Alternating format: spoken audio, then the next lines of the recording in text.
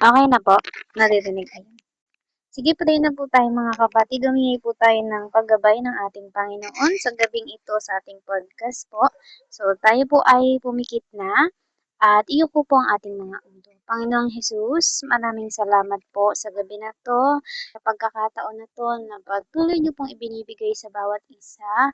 Panginoon, salamat po sa guidance sa patuloy niyo ibinibigay, sa protection, Panginoon, kahit man may nangyayari sa amin na spiritual warfare. Salamat po sa patuloy na pag-iingat niyo, sa patience niyo po sa amin.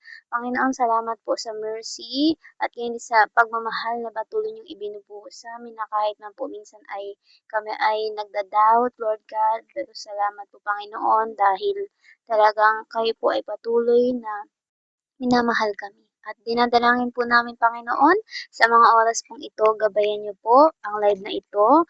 Kayo po ang lumukob, kayo po ang maibahagi namin sa pamamagitan ng testimony, Panginoon, na aming mapapakinggan. Kayo po ang aming maitaas. Panginoon, dinadalangin ko po yung signal ng bawat isa, all the demonic entities, Panginoon, na naghihinder para mag-lag ang aming live sa mga oras na to. We rebuke it, we bind it, we cast it out in the name of Jesus Christ of Nazareth. At ganun din po yung mga distraction sa aming paligid, Panginoon, kayo nang bahala. Hinihiling po namin ang protection niyo, Panginoon, ang yung fiery wall, ang yung presence, Lord God. Each one of us, Lord, cover us with your blood, Lord, in spiritual realm. At inadalangin po namin na maging matagumpay po itong gabing ito. At gayon din, Panginoon, marami po kaming matutunan.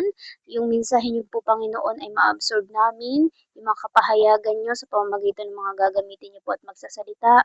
At yung mensahe niyo po, Panginoon, ay maunawaan namin at ito ay maging calling sa amin, maging warning sa amin. Ito ay um, maging gabay din po sa amin, Panginoon, para sa aming spiritual walk.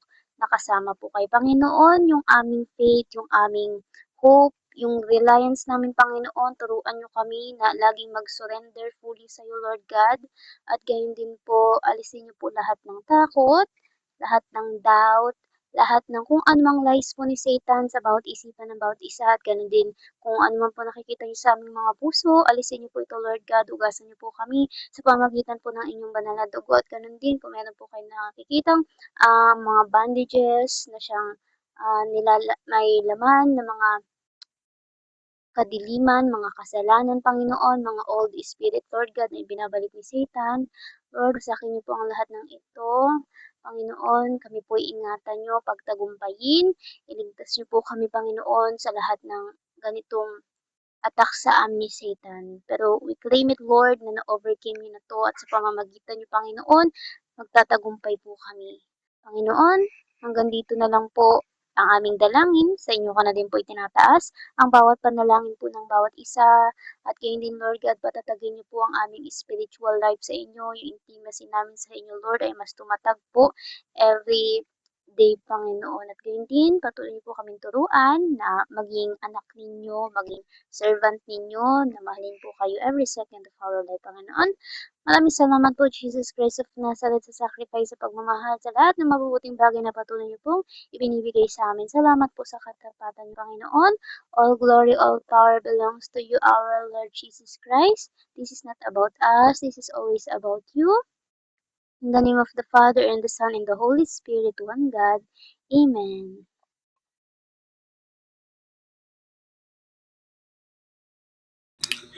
Amen po. Amen po. So, hello po mga kapatid. Isang mapagpalang gabi po sa ating lahat. So, this is the episode 4 ng atin pong live podcast for tonight. So, hello po. Blessed evening po sa lahat na nandirito ngayong gabi and maraming salamat po naway meron kayong matutunan and marami na naman po kayong maririnig na panibagong live testimony how Lord Jesus Christ changed it and kung paano niya binago and dinirect yung mga destination into right path. Kaya sobrang buti, talagang purihin natin ang Panginoon in our forever life hanggang siya'y makabalik. So, yun nga po. So, Amen.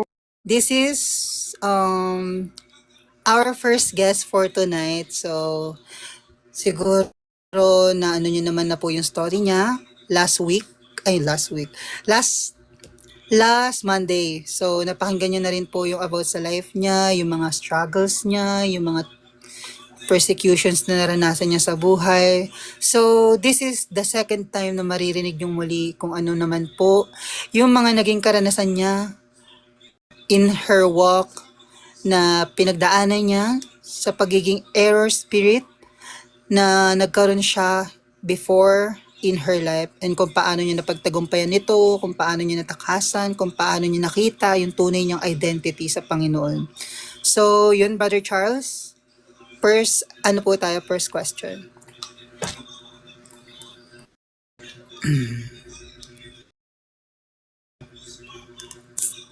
So, our guest po for tonight is Sister Nika.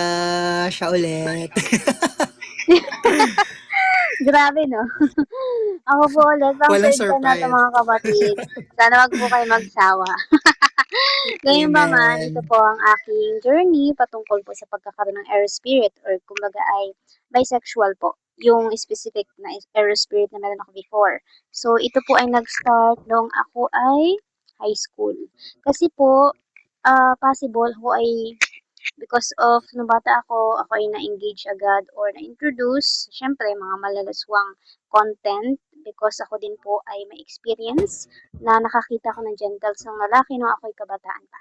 So parang yung mga sexual things talagang tag dito, inatak na agad ako ni Satan dahil doon. So nagkaroon ako ng spirit of lust. So yun din po siguro yung reason kung bakit ako ay nakaka-attract ng mga tao na error din ng spirit.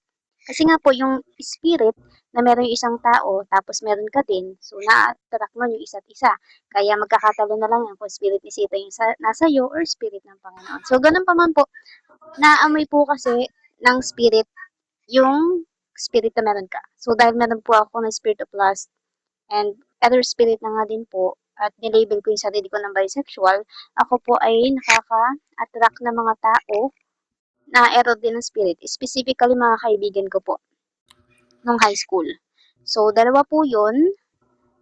Una, tawag dito, lesbian siya. Tapos yung isa naman, pero ngayon okay na yung tao na yun, pero yung isa ay parang gay. So, di ba? Mga Irish spirit din talaga yung aking naging na-attract sa akin. So, halos lahat po sila mga kaibigan ko.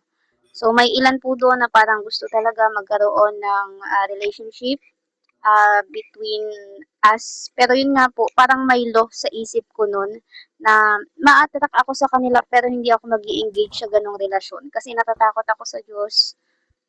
Parang may law sa isip ko na gawin yun. Even though na-attract ako pero ayaw kong pumasok sa ganon kasi meron akong parang nilagay sa akin na thoughts na kapag ginawa mo yan, hahanap-hanapin mo yung bagay na yan. So, kaya as long as possible, talagang salamat sa Panginoon dahil hindi ko po yun, hindi ako nag-engage sa ganun. Even though talagang nakaka-attract po ako ng mga airsphere. Ganun din po kasi ako. Ako po ay na-attract sa babae, nagkakagusto ako sa babae. Attraction, pero hindi ko sila gustong magkaroon ng relationship sa kanila. So, ito po ay nangyari pandemic. Opo. So, during that time, may mga flirt-flirt din na nangyayari. Pero gayon pa man, hindi ko siya pinursu na parang ako po ay talaga makikipagrelasyon sa kanila. So, yun po, yung naging journey nung aking, ay, meron pa pa, nung college ako. Yun talaga, sobrang tindi nun. Umiyak talaga ako nun sa Panginoon. Na-stress ako nun. Bukod po kasi sa na-stress ako dahil sa hindi ako about ACADS naman kasi yung naging reason ng isa. Pero ito din yung reason nung sa kaibigan ko po, which is close ko din siya. Di ba mga kaibigan ko yung nakatulak ko? So yun, may air spirit din siya. Tapos grabe din kasi yung treatment niya na talagang parang gusto niya makipagrelasyon. Pero yun nga, na-sense yun, parang na-sense ko din po yun na ganun nga. Na parang may something nakakaiba sa kilos niya. Yung parang malalaman niyo naman po yun kung parang may attraction sa inyo yung tao. Kasi nag-iiba yung treatment niya sa'yo. Kumbaga mas maayos yung treatment niya kaysa dun sa iba mong mga kaibigan. So, yun po, talagang na-stress ako because of that. Pero yun, nagkaroon din ng flirting situation. Pero ganun pa man, talagang itinigil ko po kasi, yun nga, yung mindset na kapag tinuloy ko 'to, hahanap-hanapin to ng flesh ko. Kasi nagkaroon ng soul tie, magkakaroon ng soul tie because of that. Ma-open po kasi yung doorway or puso ko. At iba nga po yung spirit na meron siya, which is yun. Uh, Bisexual din naman kasi siya. So, magiging isang spirit namin. So, di ba po, dahil doon nahanap-hanapin ko, kaya naman mamimiss ko siya. Di ba? Dahil, na-miss ko bigla eh. Pero ganun ba man, ayun nga po, iniyak ko yun sa Panginoon. Tinanong ko siya, Lord, meron ba talagang para sa akin yung lalaki? Tinanong ko yun sa kanya nung gabing yun. Tapos, may napanaginipan naman po ako. Pero ngayon na-confirm ko wala talaga mga kapatid. Para ako sa Panginoon. Yun kasi yung reveal niya sa akin nung nakaraan. Amen. Sa Galatians, yun part yung mapalad yung mga ah, babae na hindi pa nakakaranas ng panganganak. Kasi nga po, ay mas marami tag dito naghihintay na anak sa kanila. Pero yun nga po, doon na yun sa kung saan naroon ang Panginoon. So, yun po yung naging journey ng error spirit ko. Amen. So, yun nga po, no, talagang grabe yung journey, which is, yun nga, kapag meron ka talagang error spirit, talagang hindi mo alam kung anong true identity mo, lalo na wala ka pa sa presensya, wala ka pa sa, katotohanan, like, hindi ka pa mulat. Kasi nga, dati, 'di ba sa sobrang deceive natin, parang naiisip natin, ay, normal lang naman yun eh. Parang okay lang naman siguro pag, makikipagrelasyon ako, ganun. 'Di ba? Kaya nung dati, grabe. Sa kanya na lang malalaman. So, next question po tayo. So, Tapos, ayun, how did ay God sige. reveal to you that you have an error spirit? Paano siya na-reveal ng Sa ating akin, Diyos? sa akin po, nung ako ay, aware ako about them. Kasi ako po ay maaga ding na-expose sa Bible. Pero syempre, binabasa ko lang before yung, yung gusto ko. Ini-skip ko yung about kay Jesus Christ. So, ganun ako before. Yun nga, yung about sa babae at lalaki lang ginawa ng Panginoon, di ba po? Tapos sila lang yung, ang tawag dito, pinagpares para maging mag-asawa. So, dun pa lang po, na-reveal na sa akin na talaga may error spirit ako. Pero, hindi ganun kalalim or parang hindi ako ganun tawag dito, ka-aware na sin siya. Yung parang kung paano or kumbaga kung gaano kalalim yung magiging ang tawag dito, ah, result sa akin kapag nag-engage ako sa ganon. So, dahil nga din po kasi ako ay people pleaser, tawag dito, attention seeker. So, yun, parang naghahanap ako ng validation sa iba. So, isa din po yun sa naging reason kung bakit din ako na-attract sa kanila. At hindi ko din po alam. Siguro dahil nga po dun sa spirit of lust. Kasi diba kapag may na-open sa'yo na doorway, so magtutuloy-tuloy na yun. Kaya nga po diba napapalsa ng kaunting, ano nga yun? Pampaalsa ba yun? Yung buong masa. Which is yung kasalanan. Na kung saan, di ba po, kapag una, of course ako po kasi ay na-engage una, yun, nakakita ko ng genitals sa lalaki and also adult content. So, yun. Dahil doon na-open yung doorway sa puso ko, so na-add pa ng iba't ibang mga spirit. Kasi nga, syempre, gusto din naman siguro ng mga evil entities na may kasama sila. So, nagtatabag pa sila para mas maging worse yung situation ng tao. At yun na nga po talaga, yun nangyayari kapag hindi tayo nag-repent. So, yun po. Praise God. So, yun po talaga, no. Marami rin talagang way talaga na na-reveal sa atin yun. Pero parang, alam mo yun, sa sobrang ano kasi ng flesh natin and deceived natin, talagang parang mas nag-aano tayo dun sa kagustuhan natin. Samantalang dati pa lang, nung bata pa lang tayo, nakakaparinig na tayo ng mga nagbabahagi sa atin ng salita ng Diyos. Nasabihin, babae at lalaki lang yung nilikha ng Diyos. 'Di ba? Kaya, yun, praise God. Na naka-ano ka dun, na nakaalis ka dun, Sister Nika. So, next question po tayo, Brother Charles. Ayun. How did the enemy use this error spirit to cause you to stumble, and how Lord Jesus Christ restored your stolen identity?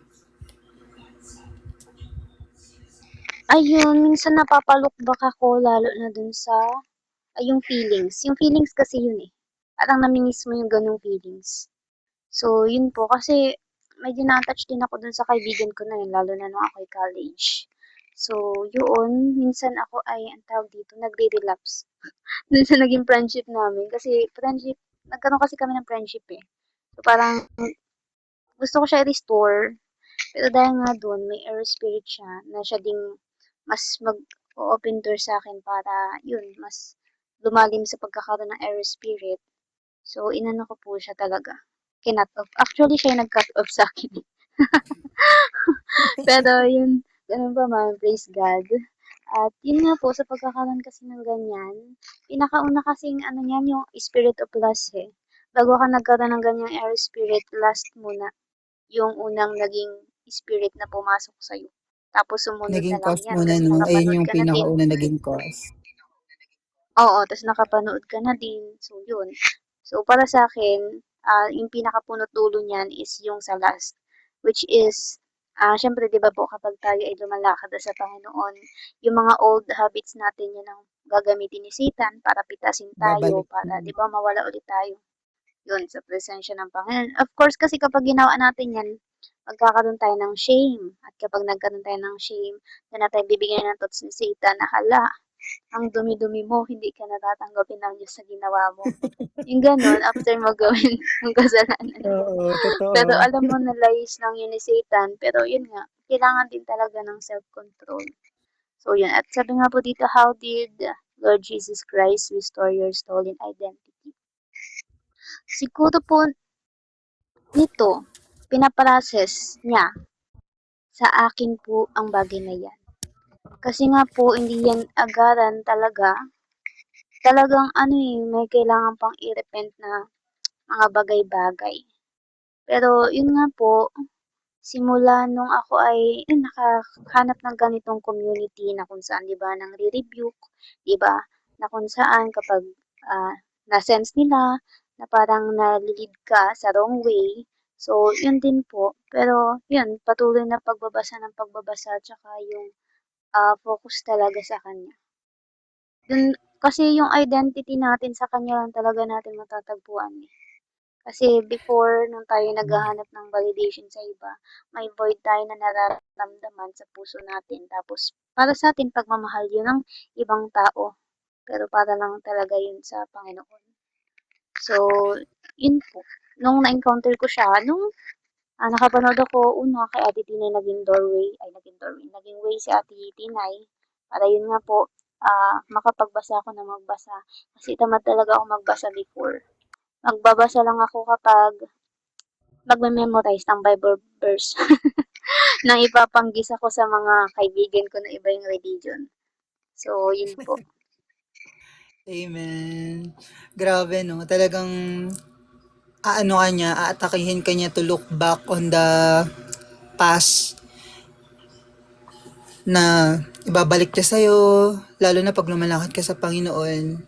Lagi ko rin naman siya na-experience kasi syempre, na rin yan eh. Parang, alam nyo yun, parang ipaparanas din sa yung temptation na susubukin ka kung babalik ka ba or hindi hanggang sa isuko mo na lang sa Panginoon na talagang siya na yung umano sa buong buhay mo, hindi na yung sarili mo. Kasi pag ikaw mismo, babalik ka ulit kapag ikaw lang mismo nang walang niyang tulong. Kasi pag wala siyang ano yun sa'yo, talagang babalik at babalik ka. Hindi ka na, ano eh, parang magiging asawa ni Lot. Nag-look back ulit. So, yun, namatay. So, yun nga po.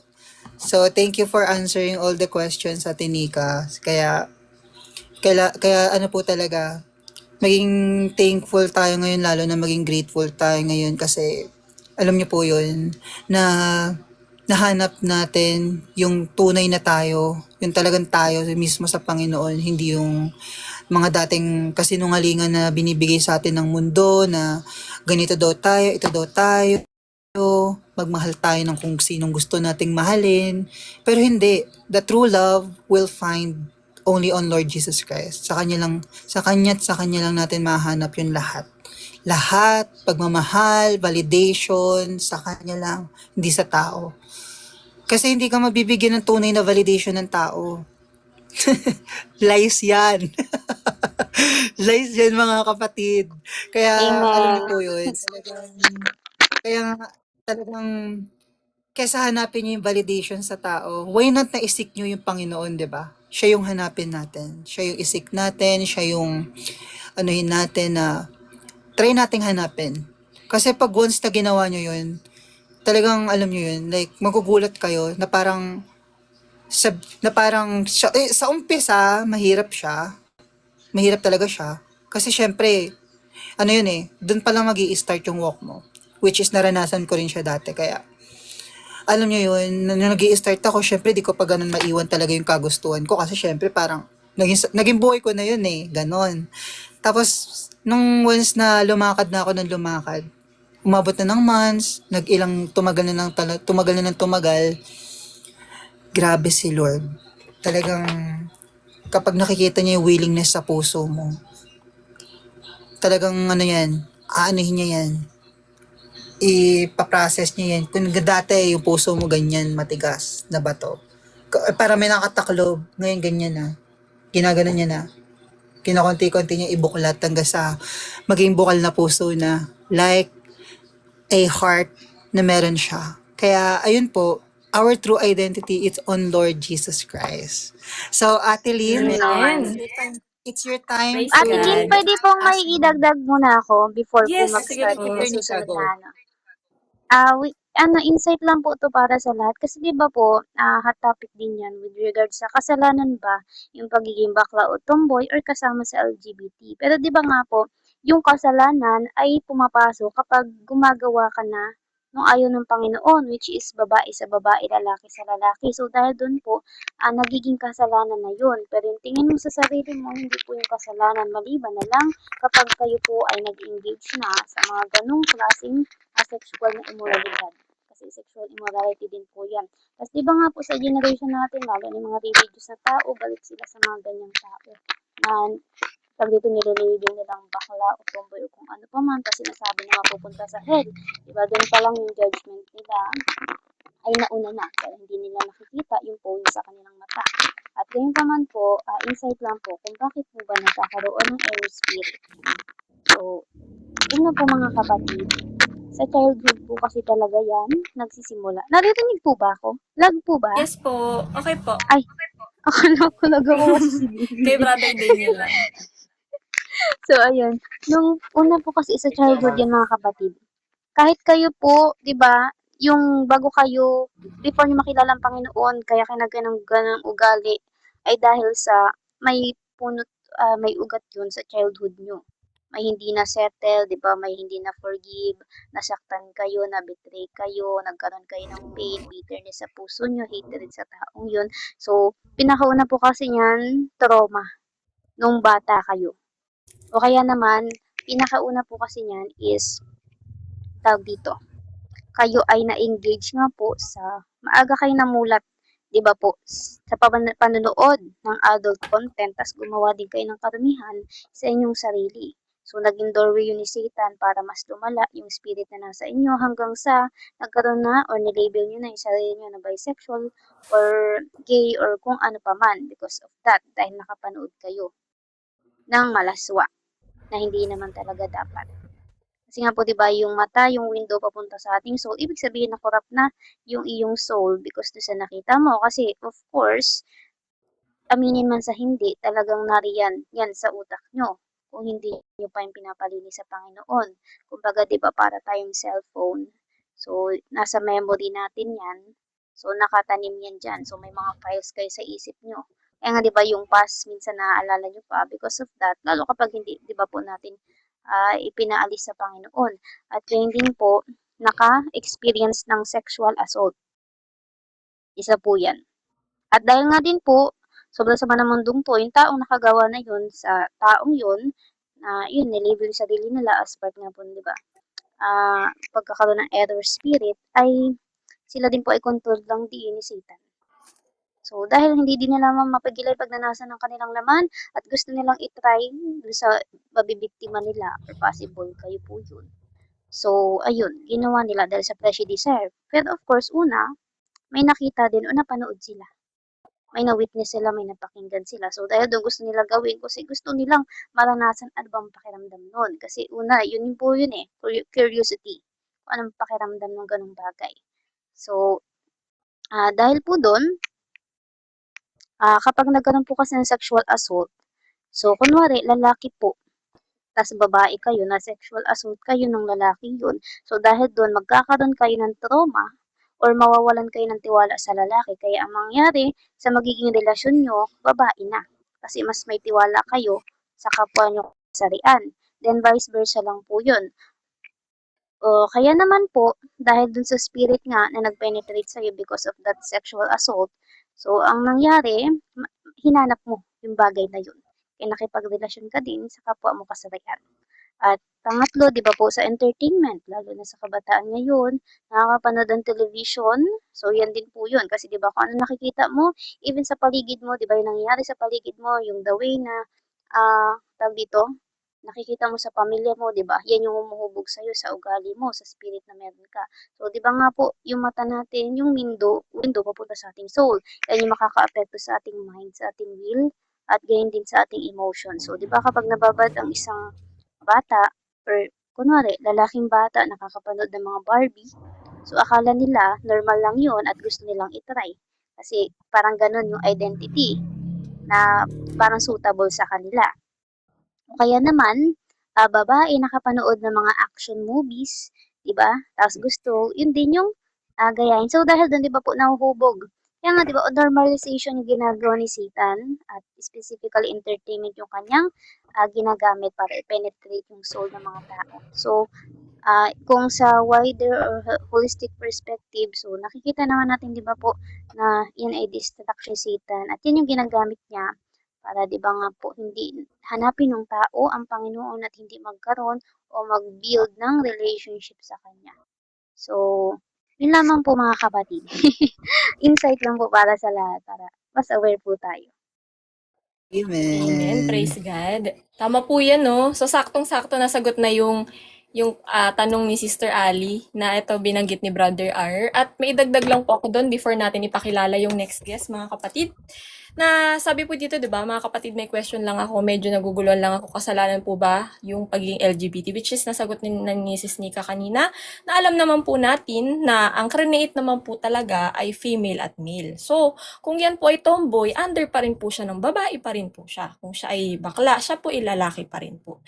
So, hindi po yan magiging kasalanan for as long as lumalakad sila ng matuwid at tama sa Panginoon. Papasok lang po yung kasalanan sa gagawin po ng kanilang laman. Ano po iyon? So, doon po sa babae sa babae, lalaki sa lalaki. So, homosexuality.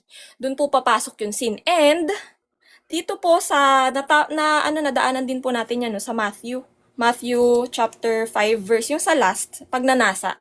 Doon po kasi katulad kanina nasabi ni Sis Nika na nagsisimula yan sa last. Yung mga ganyan. So, the moment na nagnasa ka na, 'di ba? Tawag dito, nakita mo yung picture no nung kapwa gender mo, 'di ba? Nakikita mo sa social media. Kita mo lagi picture niya, 'di ba? Mag-aano sa'yo, nagpo-post ng something something. So magkakaroon ka ng pagnanasa doon sa same gender mo or kahit nga hindi same gender, kahit nga basta applicable sa lahat.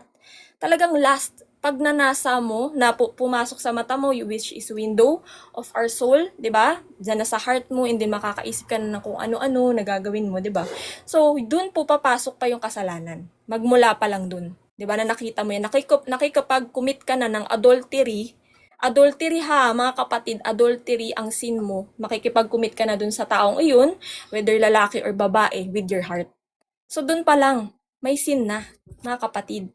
Kaya lagi po tayong mag-iingat kasi yung iba po kasi hindi nila yan alam. Akala nila porket sa isip lang yon hindi kasalanan. Hindi po. Talagang nakikita na alam po yan ng Panginoon. Accounted po yan na ang tawag nga po ay adultery. Nakikipag-commit ka na ng adultery na yun. So, yun lamang po, no? And then, yun, homosexuality, and then dun sa adultery. And then, sa mga ginagawa ng inyong laman, na sexual immorality, diba? So, yun. Ilaman po mga kapatid. So, nawa po nalinawan na po yung question kanina. And then, ayan na, pakilala na natin yung next guest. Hindi nyo mahuhulaan kung sino yung next guest. Ayan, so ang ating Sino next yan guest siya? ay walang Hala. iba. Sino ba, Brother Sino Daniel? yan? Walang iba kundi ang Sino siya? host. Kaya nag-take over ako ng host ngayon. Dahil ang ating guest ay ang ating host, so si Brother Wala. Daniel. Akala ko So, Brother sino? Akala ko Daniel? si Sir Jonathan. Hindi, si Brother Hindi, Daniel. Bro Kaya nag-ano Jonathan. tayo, host takeover po tayo. So, Brother Charles, Yes. pakilabas po ang unang tanong. Wala naman akong ganong spirit.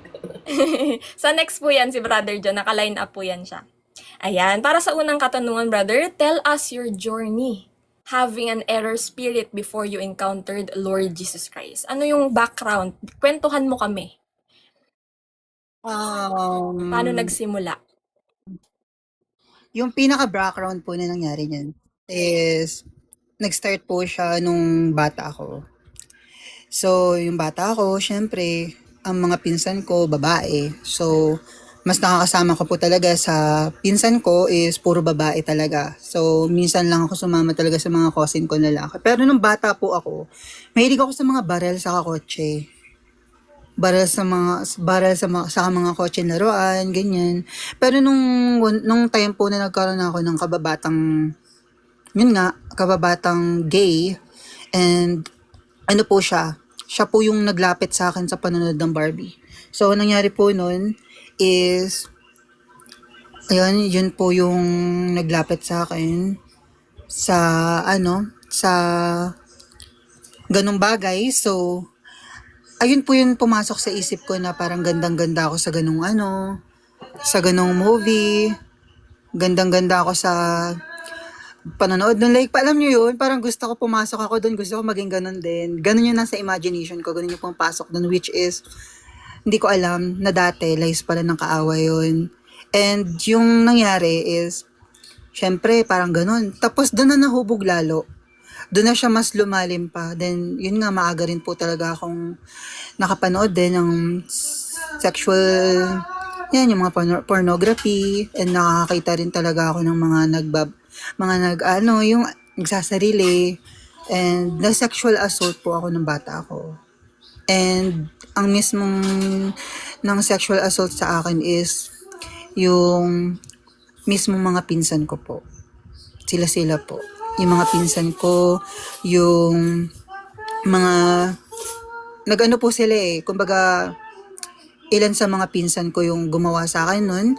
So yun din po yung naging doorway, kaya mas lumalim po yung naging sa akin, naging tanim sa akin ni Satan na lies kung bakit po talaga nagkaroon ako ng error spirit. Kaya po ang tingin ko talaga sa sarili ko noon, mas na-identify ko sarili ko noon before as a gay person. Yun po, hanggang sa, yun na, lumaki na ako ng lumaki, nagbinata hanggang sa parang, ang gusto ko na lang, puro lalaki. Talagang, alam nyo yun, nagkakaroon ako sometimes ng attractive sa babae, pero hindi yung attractive na parang, gusto ko siyang maging partner or something. Talagang, parang attractive lang, parang nagagandahan lang ako sa kanya. Pero alam nyo yung talagang, hindi talaga as in na gusto maging ka-relationship. Hindi siya ganun. So, yun nga po, after nun, nung nagbinata na ako, doon siya mas na lumalim lalo. Na parang, yun nga, gusto ko mag-makeup. Hanggang sa naisipan ko pa po niya na magpa-transgender.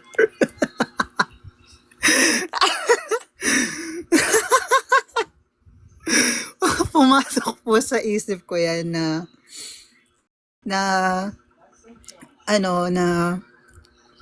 talaga pasensya na po sa tawa. Kasi, alam niyo po yun, sa sobrang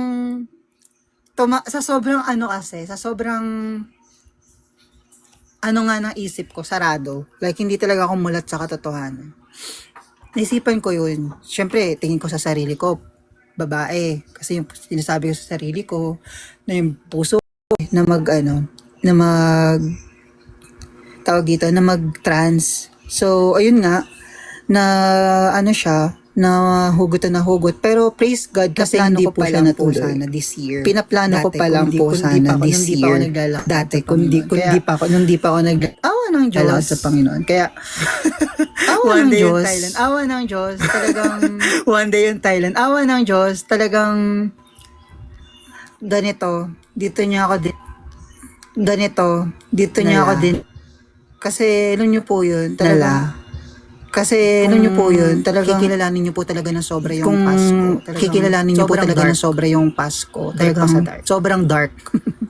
Kasi, ayun nga, talaga naging root cause nun is yung mga pinsan ko talaga naging root cause nun is yung mga pinsan ko na namolesya sa akin. Sa ganung bagay. Sila mismo yung mas naglapit sa akin sa ganung bagay. And also, yung kababata ko rin, na yun nga yung Barbie movie. Nag-ano sa akin nun, nung lumalim. Yun nga yung Barbie movie, so mas lalong lumalim. First naging journey ko sa yun po yung naging first naging journey ko sa pagkakaroon ng Amen. Praise God. So, saktong-sakto po mga kapatid, no? Yung sinabi ni Sister Nika kanina na reasons na una, di ba, yan sabi ni Brother Daniel, trauma. Yan. And then, influence ng kanyang kababata, which is nilid siya sa panonood ng pambabaeng palabas, di ba? Yung Barbie. And then, entertainment yun. So, entertainment po, no? And then, malalaman mo kasi dito sa mundo, the more nga na, yun na, prenogram na po kasi ni Satan ang mundong ito. True yan sa entertainment. Yan po yung nasaksid niya, no? So, nakikita po, katulad ni Brother Daniel, na yung sa paglaki niya, nakikita niya sa entertainment na okay lang pala yung ganun. Ganun ang ni Satan, deception niya. Na okay lang palang maging ganyan. Wala palang masama. Wala palang magagalit, wala, 'di ba? Kasi isip mo naman, wala ka namang tinatapakang tao. Ganun yung dito sa mundo. 'Di ba? Your body, your rules nga sila, no? Mind your own business, ganyan sila. Na which is talagang total opposite ng sinasabi ng Panginoon sa kanyang salita. 'Di ba? Your heart is deceitful. Yan kasi yung pinagkakatiwalaan. Yan kasi feelings kasi yung na-manipulate ni Satan. Yan yung kanyang, alam mo yun, yan yung kanyang inano sa tao na yan yung sundin ng tao. Feelings na akala nga nila, ay feel ko, ganto ako, ay feel ko, ganto. Ganyan, di ba? So feeling. So dyan po talaga tayo, no? Dyan po tayo at mapapahamak dahil sa feelings na yan na dapat po ay tinatanggihan, hindi sinusunod, kundi ang salita lamang ng Diyos, ang kalooban at katotohanan sa Kanya lamang ang ating paniniwalaan para hindi po tayo magkakaroon ng ganito na error spirit na alam po natin na galing sa kaaway, di ba, ang tinanim niyang lies sa utak ng tao dahil nga sa mga dahilan na ito. So, sige po, second question na, Brother Charles. Next question, please. Yan. How did God reveal to you that you have an error spirit? So, paano bang way at kung kailan na-reveal sa'yo ni Lord? Ano po yun eh, yun nga, same din kami ni Ate Nika, bata pa lang po ako, talagang may mga pumupunta na rin sa amin ng mga Christians, nagbabahagi nga po ng salita ng Diyos, nagkakwento. Siyempre, dati po nung bata ko, di naman ako ganun kamulat talaga. Siyempre, parang sa akin, pag may Bible study, hinihintay ko pagka wala akong pakialam sa sinishare nila. Hinihintay ko pagkain. Tapos, yung parang anto lang, talagang hindi pa ganun mulat talaga na sabihin natin katulad ngayon na akala natin kwento yung Bible, pero hindi, katotohanan pala. So, yun nga, yun po, talagang doon pa lang sinasabi nila na ang ginawa talaga ng Panginoon is girl. And so, ayun nga po, nung time din talaga na nagsisimba-simba rin kami sa ano pa po naging Catholic na rin po ako dati, bata pa lang. So, nung siguro ano na ako noon, mga 16 or 17 years old, naging INC po ako niyan. So, doon po kasi sa INC, talagang ginajudge nila yung mga ganong talagang ayun po lagi yung nila, magiging topic din nila.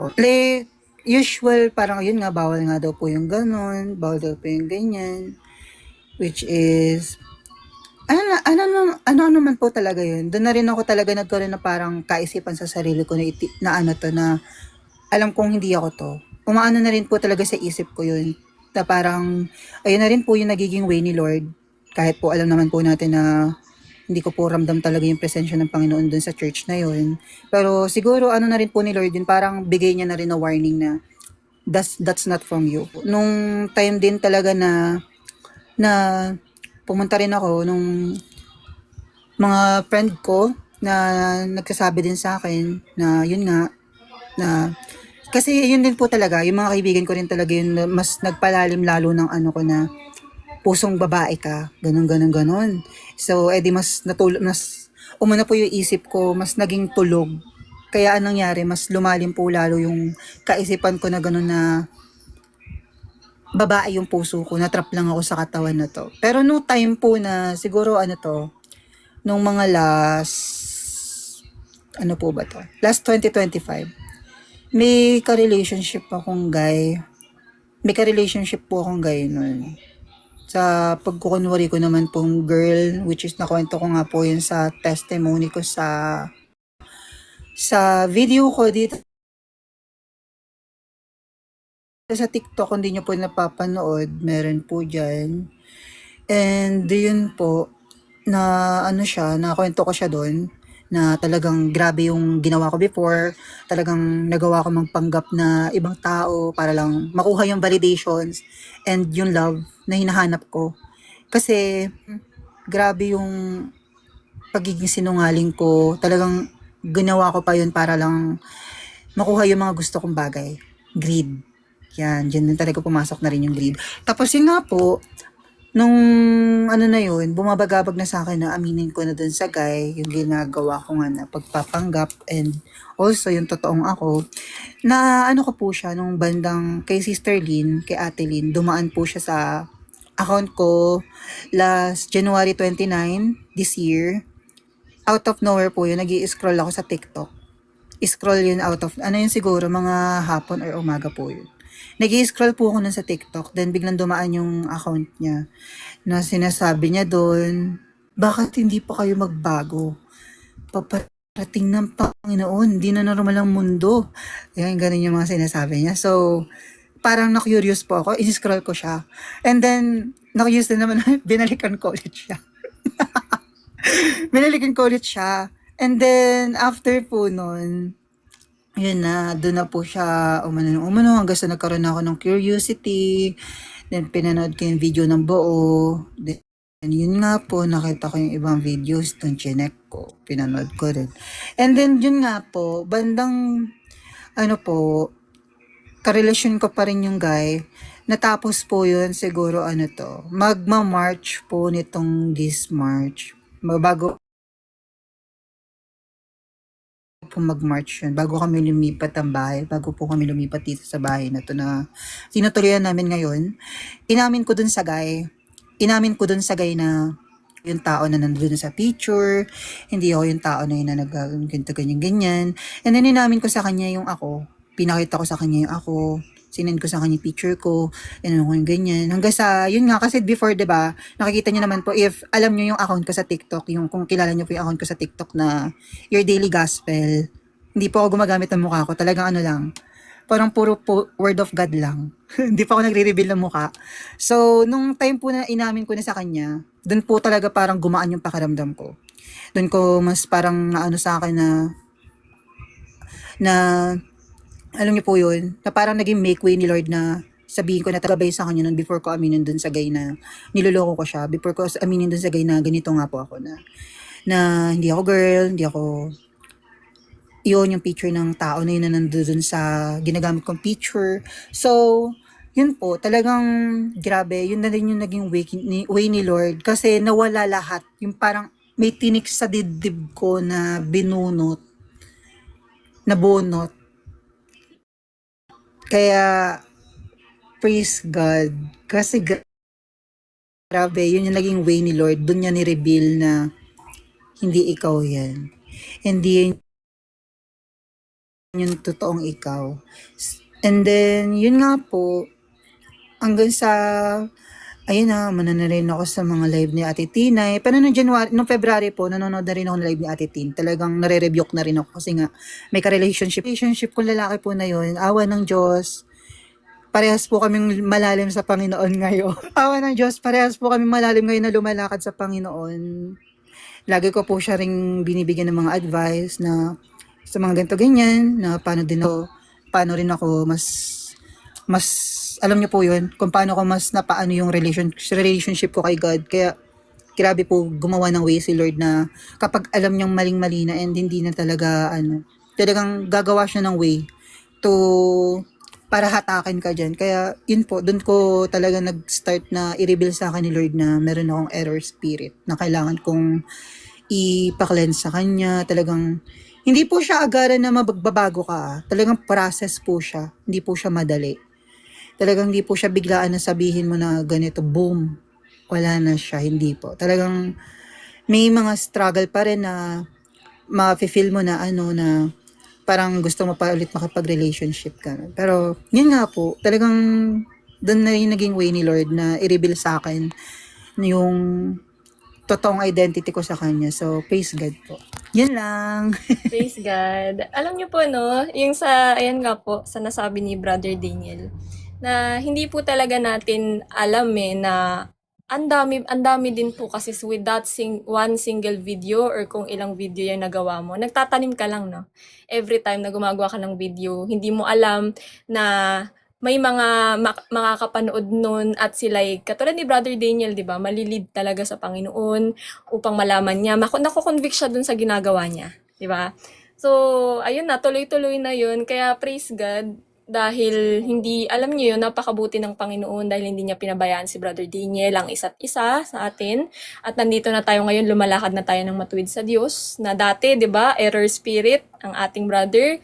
Pero ngayon, talagang tumuwid na. Yung error, naging truth na ngayon, naging matuwid na ngayon, Amen. di ba? Thank you, Lord. Amen. Maraming Praise salamat God. po, Panginoon, na talagang hindi mo kami pinababayaan sa pang-araw-araw. And then dahil dyan, proceed tayo sa third question. And then mamaya mga kapatid, stay kayo dahil meron tayo ulit na sharing session regarding sa intimacy, sa walk, and then may mga naiwan na parables na hindi na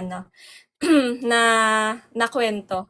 Ayan, mamaya iaano natin yan, ibabahagi natin yan. So, for the last question, brother, how did the enemy use this error spirit to cause you to stumble, and how did Lord Jesus Christ restore your stolen identity? Ano po siya yung pinaka nagiging sa akin po nun, is nagpapasok si Satan ng lies, lalo na sa mga nagawa ko nga before, nga na, yun nga, nagkunwari akong ganito. So, parang sa ilang taon ko rin po na ginawa yun, talagang parang naging parte siya ng buhay ko, na parang hindi ko po talaga maiwan, hindi ko talaga matanggal sa sarili ko, which is, yun nga po, yung binunot sa akin ng Panginoon talaga na, dati parang, alam niyo po yun, talagang, sayang-saya ako kasi, yung boses ko nga, like, medyo feminine, hindi naman po katulad ng ibang gay na buo. Yes, naging habit ko na po siya. Talagang, alam niyo po yun, talagang, naging hindi lang siya habit Parang, naging na talaga siya ng buhay ko. Like, parang parte, parang sinabuhay ko na po talaga siya. And then, yun yung ginagamit sa akin na lies ni Satan na bumalik ka dun kasi masaya naman yun. Nakikita mo, may validations ka ng tao. Yun yung ginagamit sa akin na lies ni Satan.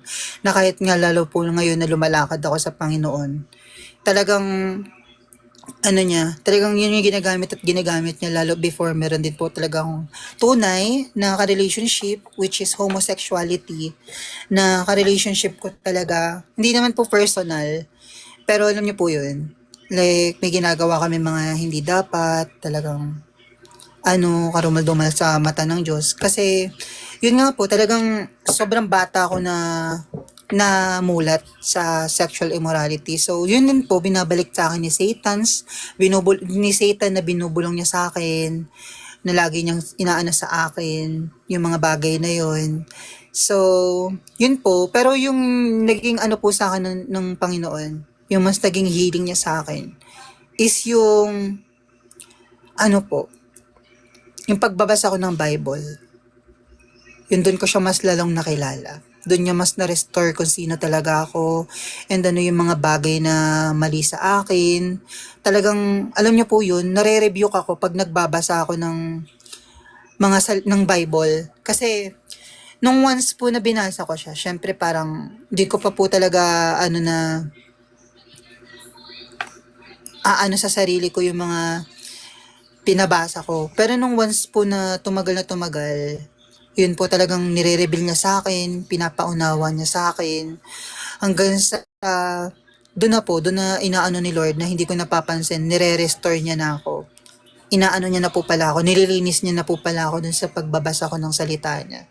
Then, yun po, doon niya inano sa akin yung nawalang identity ko na sa kanya ko lamang po nakita. Tulad nga po na sabi ko kanina sa inyo na ang tunay nating identity is sa ating Panginoong Hesukristo lamang matatagpuan. Talagang alam niyo po yun.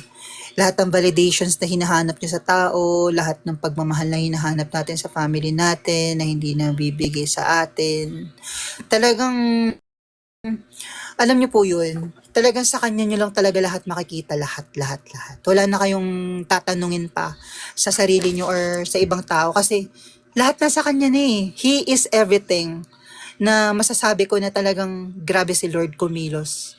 Lalo na nung time na pagod na ako, iniiyak ko na sa kanya lahat dati yung before na hindi ko pa talaga siya lubusang kilala. Talagang alam niyo po yun, gusto ko nang maalis. Gusto ko nang mabago yung sarili ko na, Lord, ayoko na. Before pa lang po talaga, umiiyak na ako sa Panginoon. Pero hindi pa ako ganito na katulad nga po may mga kasama ko na tapat sa Panginoon. Ako po, nagpe-pray na po talaga ako dati.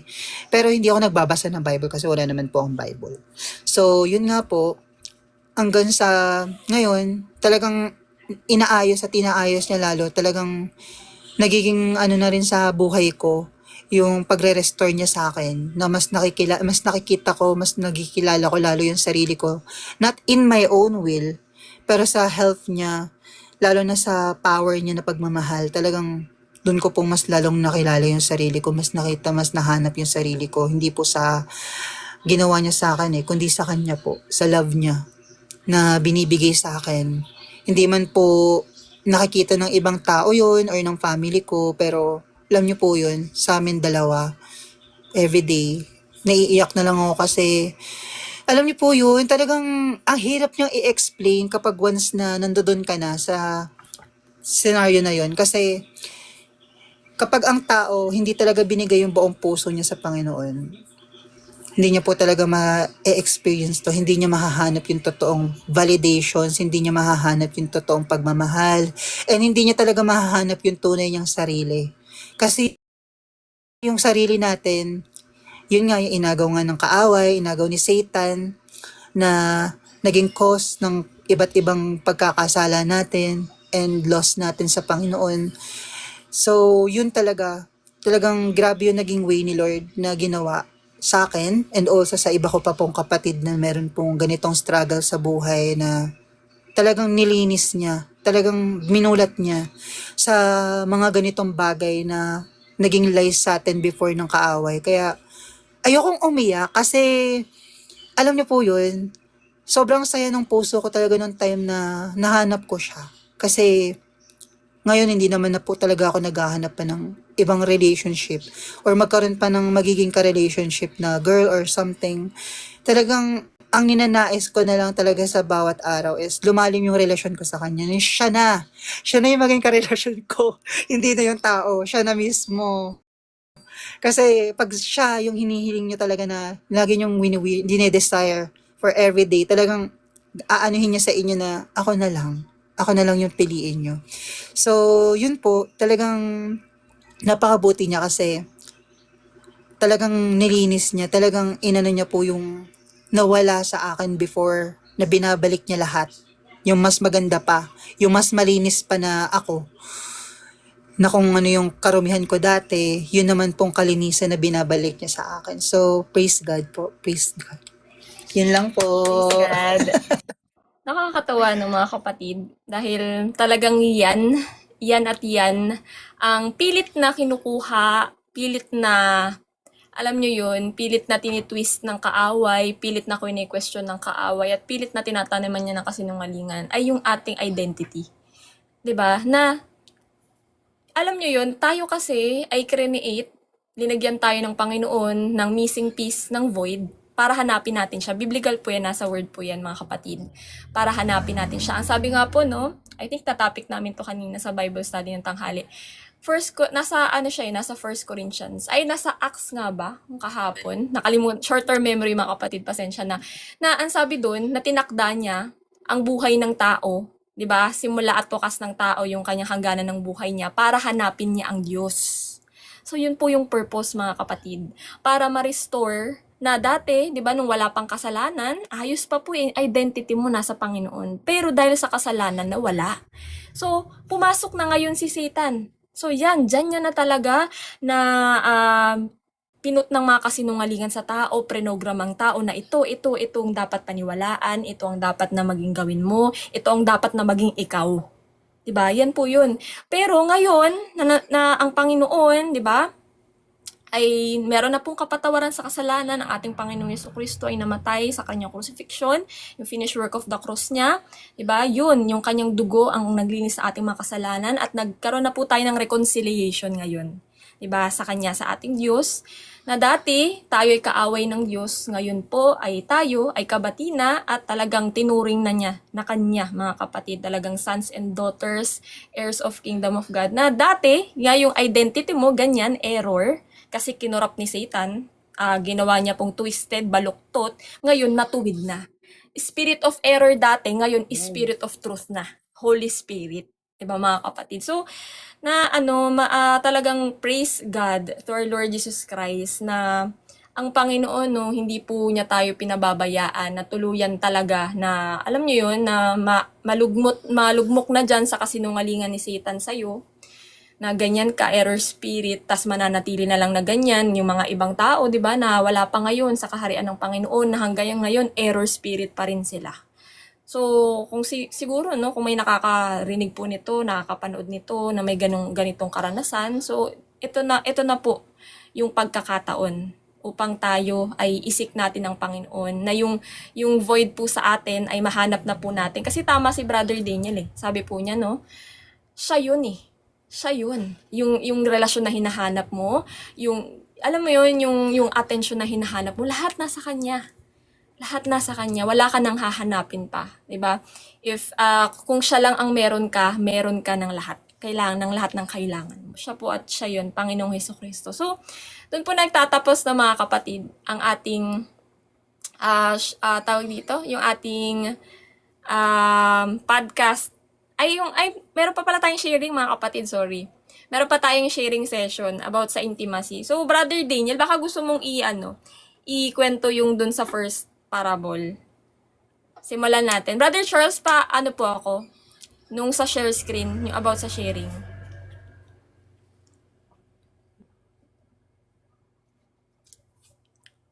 Nagputol ba sa akin mga kapatid? Okay, Brother Daniel. Sige, Brother Charles. Akala ko sa akin nagputol. Kay Bro Daniel lang yung Ay, kay Bro Daniel. I-rebuke natin yan si Satan. Talagang pinipigil si Brother Daniel sa kanyang signal. In Jesus' name. Oo, sa signal. Ayan. Mamaya din po may babahagi din si Sis Angel. Ayan, nandiyan na pala Sis Angel. Sis Angel, ikaw ba muna? Para sa ating sharing session about intimacy, about walk sa walk natin sa ating Panginoong Jesucristo, palulumalim. Yes po, yung marami, yung sharing session nakalagay. Test po.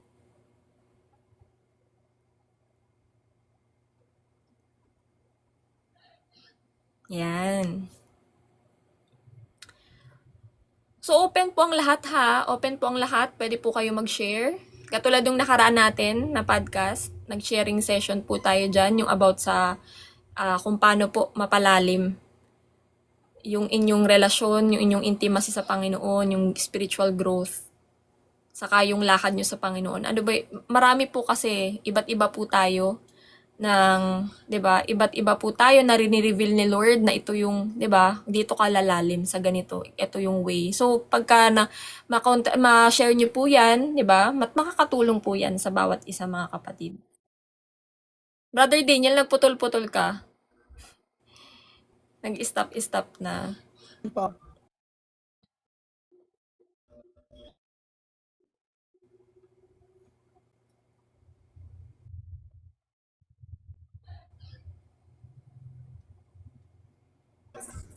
Okay na po. Hello po. Ayan, okay na Brother Daniel. Nagputol-putol kanina. Nag-attack na naman. Ayun. So, yun nga po. So, ano ko po sa inyo yung naging ano sa amin. Naging, yun nga, yung napagkwento at Conejo. Di ba po,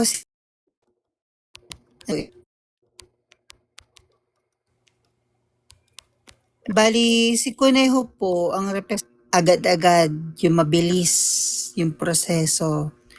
Yun nga, yung mga tao na minamadali, yung paglakad nila, yung walk nila sa Panginoon, hanggang sa mabilis silang nabulwag, nagmataas sila, nagkaroon sila ng pride, and binamak nila yung mababagal. So, yun po yung representation po nun ni Pagong, is siya po yung tao na nagmamagaling. Yung parang akala mo ano niya na lahat, kasi nga mabilis siya, parang ang ano na lakad niya sa walk niya, without knowing na yun din yung makakapagbigay sa kanya kapahamakan, and yun din yung makakapagbigay sa kanya ng tawag dito, nang hindi niya po inaasahan na makakapagdapa sa kanya. And so, ito naman po, nung nagkaroon naging, ano po si Conejo, naging masyadong, alam niyo po yun, parang, ano tawag dito, hindi ko siya pero yung naging ano nga po siya, like, nagpahinga pa siya, natulog pa siya, na, kasi nga, alam niya mabagal tong si Pagong. Yes, nagpakampante. Amen. Thank you po. So, yun nga, nagpakampante tong si Conejo. Bali, ang ginawa niya, sa tulog muna siya. Habang si Pagong, eto tayo, i-self-reflect natin yung sarili natin kay Pagong na tayo po, nag-uumpisa pa lang, lumalakad, daranasin natin lahat, daranasin natin yung mga tribulations, daranasin natin yung mga trials, daranasin natin yung mga, alam niyo po yun, yung mga persecutions, talagang lahat po mararanasan natin. And syempre, darating na rin dyan yung mga temptation, yung mga lies ng kaaway, talagang gusto tayong pabagsakin, gusto tayong patigilin. Pero dito po nire-represent is yung mga tao po na tunay, na mabagal man po yung proseso, pero ito po yung nagiging way na para po mas mapatatag tayo, mas mapatibay tayo, and mas magkaroon po tayo ng patience, endurance, and lalo-lalo na po mas nabibuild po yung faith natin sa Kanya, sa Panginoon, na siya pong tinatahak natin sa daan, na kahit man po mabagal po yung processing ng ating faith, may nagiging magandang way siya na yun yung makakapagbigay sa atin ng strong and unshakable faith. So, yun lang po yung pinaka-representation sa akin. So, yun po. Ate Angel, baka po may isi-share mo po yung insight mo po sa kwento ni Pagong and Conejo po na naging ano sa'yo, revelation. So,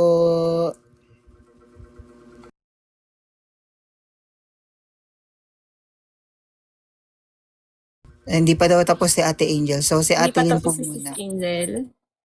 Oo, meron mamaya, mag-share si Sis Angel regarding dyan sa revelation sa kanya about sa, yan yung kwento ng Pagong at Conejo. And then, dun sa Pagong din, meron din siyang isi-share na share din natin yan last time about sa Pagong. Na, sa akin naman no, kasi habang nagbabasa ako ng Bible, nag-reveal si Lord, biglang niyang pinasok sa isip ko yung regarding sa Pagong. Ayan, so talagang mamaya malalaman po natin yan. Si Sis Angel ang mag-share regarding dyan. So meron tayong ibang i-share ngayon na parable din po na nasa Bible. Brother Charles, paki-up po yung sa about sa worm. About po sa worm. Ayan, antayin lang po natin yung share screen. Ayan. Medyo lang, bababa lang brother, yung yung taas kasi naputol. Ayan, praise God. So, kung mabubuksan niyo po yung mga Bible niyo, nandyan po yan sa Psalm 22. So, alam ko na topic natin to yung Psalm 22, kung di ako nagkakamali. Psalm 22. So, ayun po, nandun po kasi ang lahat ng foreshadowing ng crucifixion, nung nangyari sa crucifixion ng Panginoon. Yes po. Pero, dito sa particular na parang parable na ikikwento po natin, ay matatagpuan po natin sa Psalm 22 verse 6. Wait lang ha. I-open ko lang yung aking Bible. Napakaganda po ng kwentong ito. Malalim po. So sabi po dito, no, sa Psalm 22, hinalin tulad po ang sabi dito, no, sa verse 6, "But I am a worm and not a man, scorned by mankind and despised by the people." So kung ano po kung titingnan niyo po yan sa Tagalog version, hinalin parang yung worm sa English, sa Tagalog ang translation niya higad. Higad po. So kung iaano mo siya sa isang higad na siya'y nakadikit sa puno. So ang representation na yung Panginoon ay nakapako sa krus. Di po ba? Andun po siya. Pero kung ito yung malalim po nating titingnan, yung regarding dito sa worm na ito ay hindi po siya basta-basta lamang na worm. 'Di ba? Hinalin tulad ng Panginoong Jesucristo dito.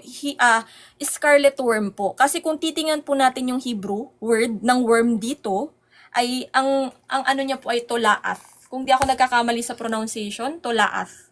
So yan po sa English ay crimson worms or scarlet worms. Ang ibig sabihin po ng crimson or scarlet ay red, vivid red, yung talagang red na red. So, ito pong tungkol sa worm na ito, mga kapatid. Yan nga po yung scarlet worm, yan ay mother worm. So siya po ay ready to reproduce, ready to hatch na, ready na siya na mga anak. So, ito pong female na scarlet worm na ito ay mag-a-attach po siya sa puno. Kadalasan po dyan ay oak tree. Oak tree po. Doon siya nag-a-attach sa tree na iyon.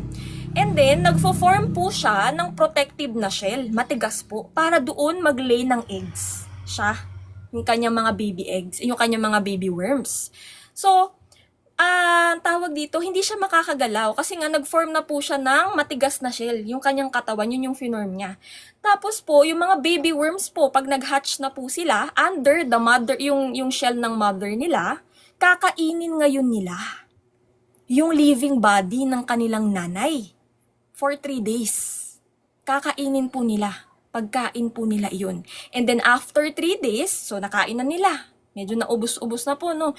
So, ang mangyayari po dito, after 3 days, yung mother worm ay mamamatay.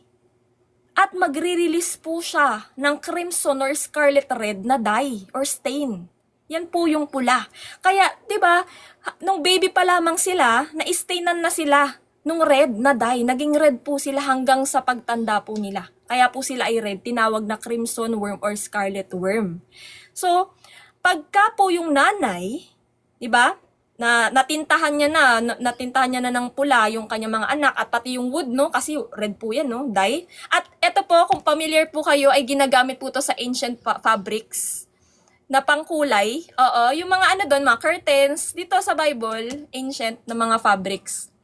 Galing po dyan sa crimson, pagka-colored, galing po dyan. Kailangan po niyang mamatay para mag-release po siya ng dye, ng red dye. Yes. Markado, amen. Markado. May tanda na, talagang bata pa lang na markahan na nung pula.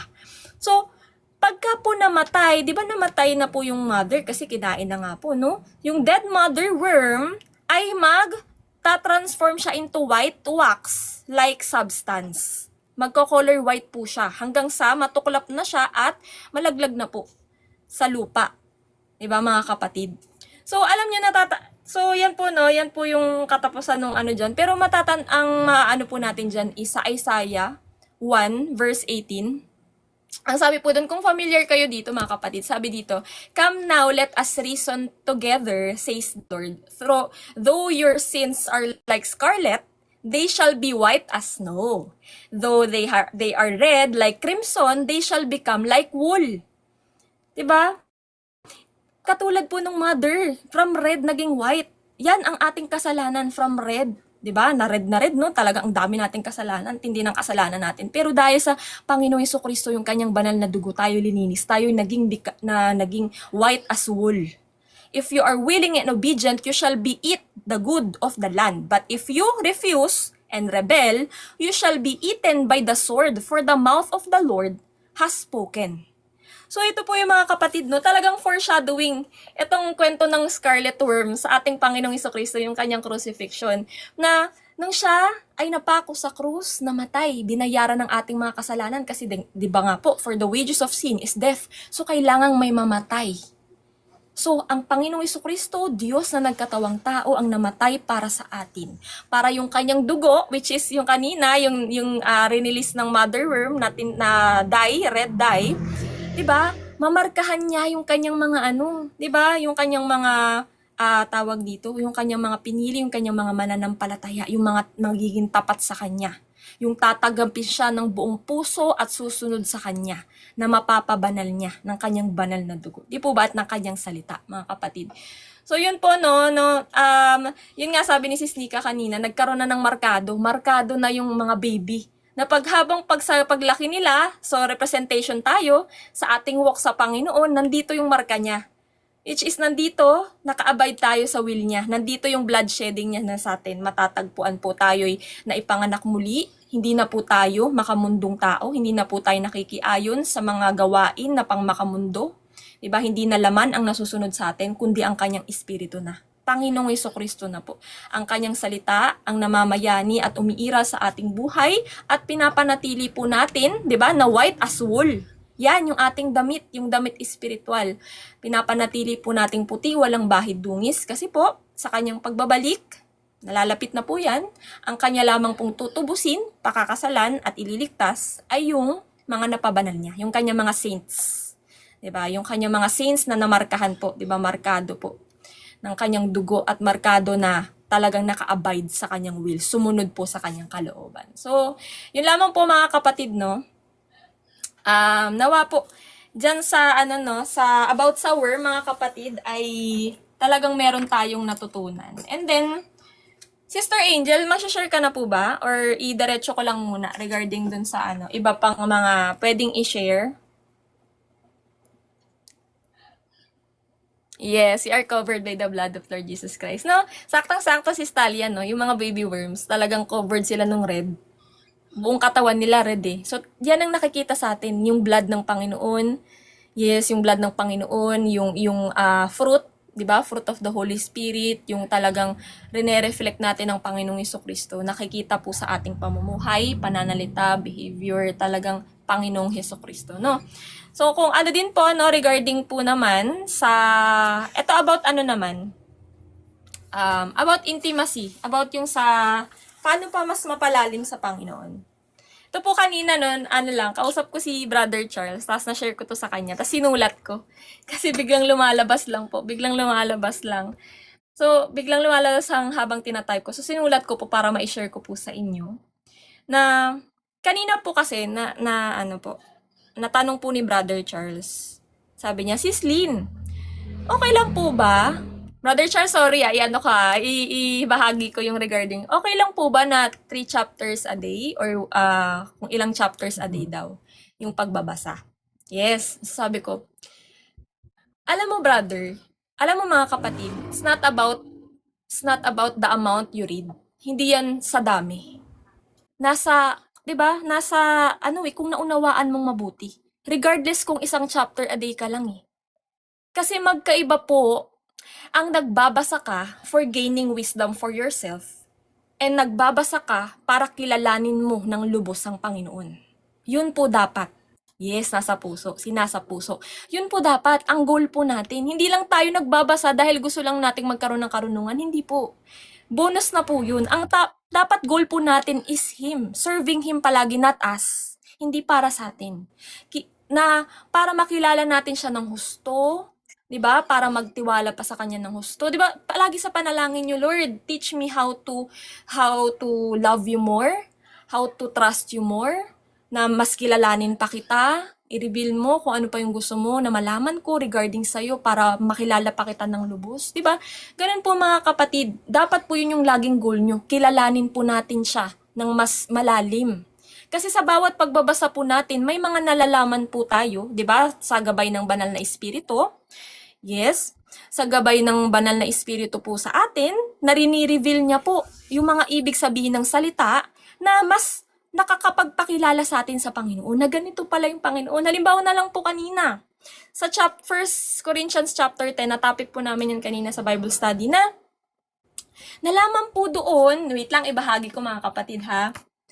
Saan na nga ba yun? Ayan. So, 1 Corinthians 10, ang sabi po doon, no, na una pa lang, doon pa lang sa Exodus, doon sa Red Sea, na itong mga Israelita ay ginagabayan na po ng Panginoon. Ang sabi po dun, kapag araw, Exodus 13 to mga kapatid, verse 21 to 22, kapag araw, ginagabayan sila ng Panginoon sa pamamagitan ng makapal na ulap. Ibig sabihin, hindi pinapabayaan ng Panginoon yung mga Israelita dun sa pagbagtas nila dun sa Red Sea. May ulap. Yan ang gabay ng Panginoon. Diba? So sabi po, may makapal na ulap pag umaga at kapag gabi naman ay ginagabayan sila sa pamamagitan ng naglalagablab na haliging apoy na nagbibigay sa kanila ng liwanag upang makapaglakbay sila araw o gabi. So ibig sabihin, kahit gabi, nakakapaglakbay sila dahil hindi sila pinababayaan ng Panginoon. May liwanag, may guide. So dito pa lamang po, no? Tawag dito, kahit kaunti lang, no? Kahit isang chapter lang yung malaman mo, siksikliglig yung mga matututunan mo. Diba? Yun yung importante. Marami kang nalaman na mas nakilala mo pa ng lubos ang Panginoon. At sabi nga din po dyan, sa 1 Corinthians chapter 10, pwede nyo po yung basahin. Maganda po yung chapter 10. Or kung hanggat maaari, diba? Umpisahan nyo sa una hanggang sa huli. Sa first chapter, no? So sabi dun din, dyan sa 1 Corinthians chapter 10, yung regarding naman sa ito gusto ko ding ibahagi na I think nabanggit din to ni Sis Nike na nagre-represent po na dun sa mga Israelites na linigtas mula sa Egypt. Yung Egypt nagsisimbolize sa mundo, sa world. Di ba mga kapatid? So tayo yung nagre-represent sa mga Israelites na dineliver ni Lord from that sa slavery. Dineliver tayo, talagang kinuha tayo mula doon, niligtas tayo mula doon. At nabagtas natin yung Red Sea. Ang sabi po sa Hebrews ay yung pagbagtas nila sa Red Sea, may faith pa sila, by faith. Kaya sila nakabagtas sa Red Sea. At meron pong paggabay ng ulap, 'di ba? Ng Diyos mismo. So, nabagtas na po nila, may faith pa, 'di ba? May faith pa. Nung nandun na ngayon sa wilderness, ayan na. Nawala na po yung faith. So dito po natin malalaman na yung wilderness, it represents, itong season natin ngayon, yung testing season, shaking season. Diba? Ito yung preparation and testing, itong wilderness season natin na kailangan nating ma-overcome. Kasi dito tayo sinasanctify ng Panginoon eh. Sinishake niya yung faith natin para kung diba, malaman na tayo yung matatag. Mananatiling matatag sa Kanya. Pero yung iba, katulad ng mga yun, na nawala ng pananampalataya, nag-grumble siya. 1 Corinthians chapter 10 po, kapatid.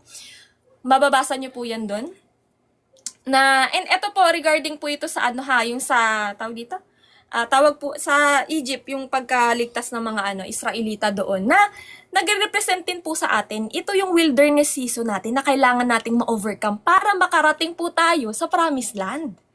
No, hindi po inalaw ng Panginoon because of fear, hindi po inalaw ng Panginoon yung mga Israelitang iyon na makapasok sa promised land, yung mga nagagrumble, yung mga bumalik sa dati nilang makalamang ginagawa, sexual immorality, idolatry.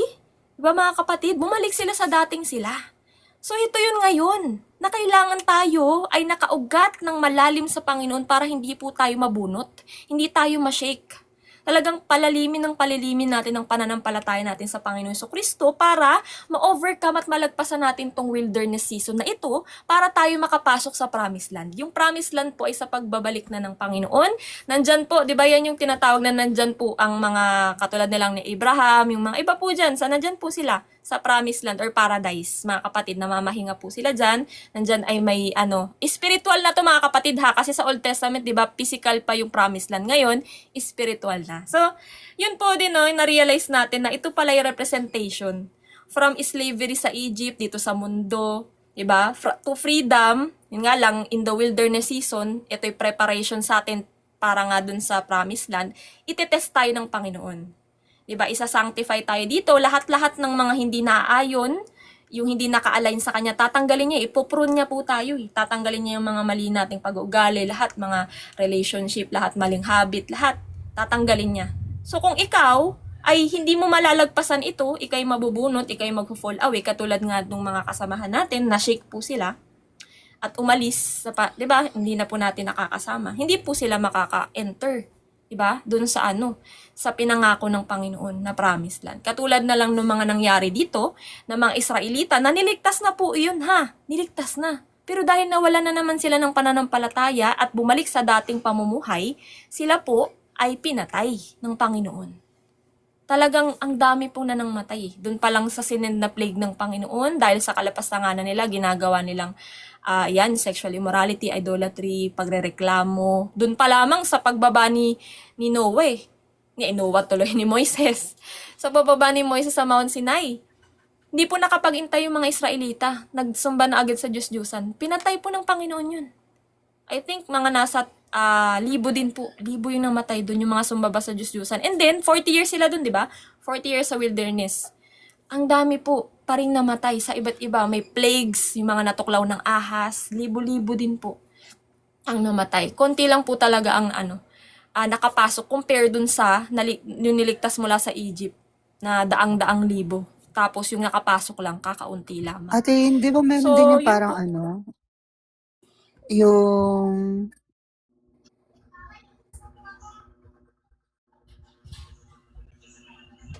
Brother? Yes, Jesus meron went din with yung the di ba, table. yung parang nilamon sila ng lupa. Yung nilamon ng lupa. Yung biglang Okay, umano yung ata earth, yun, no? maghati, tapos Yun, kay nilamon ano yung yun? ibang Yung kay Cora Rebellion ba yun? Coral, Almost. yung Yan. yung kay Coral. Moses yan eh. Hmm. Mm-mm. Hindi, kay Coral yun, yung Kay gusto Cora. silang Ayun, silang yung- mag-lead. para Oh, yung parang nilamon. sila mag-lead. Oo, gusto sila mag-lead. Yes. Nilamon sila ng nilamon, dami nun. Yung time din yung Nilamon time din sila ni ng Balaam. lupa. Di ba na-topic natin, yung time ni Balaam?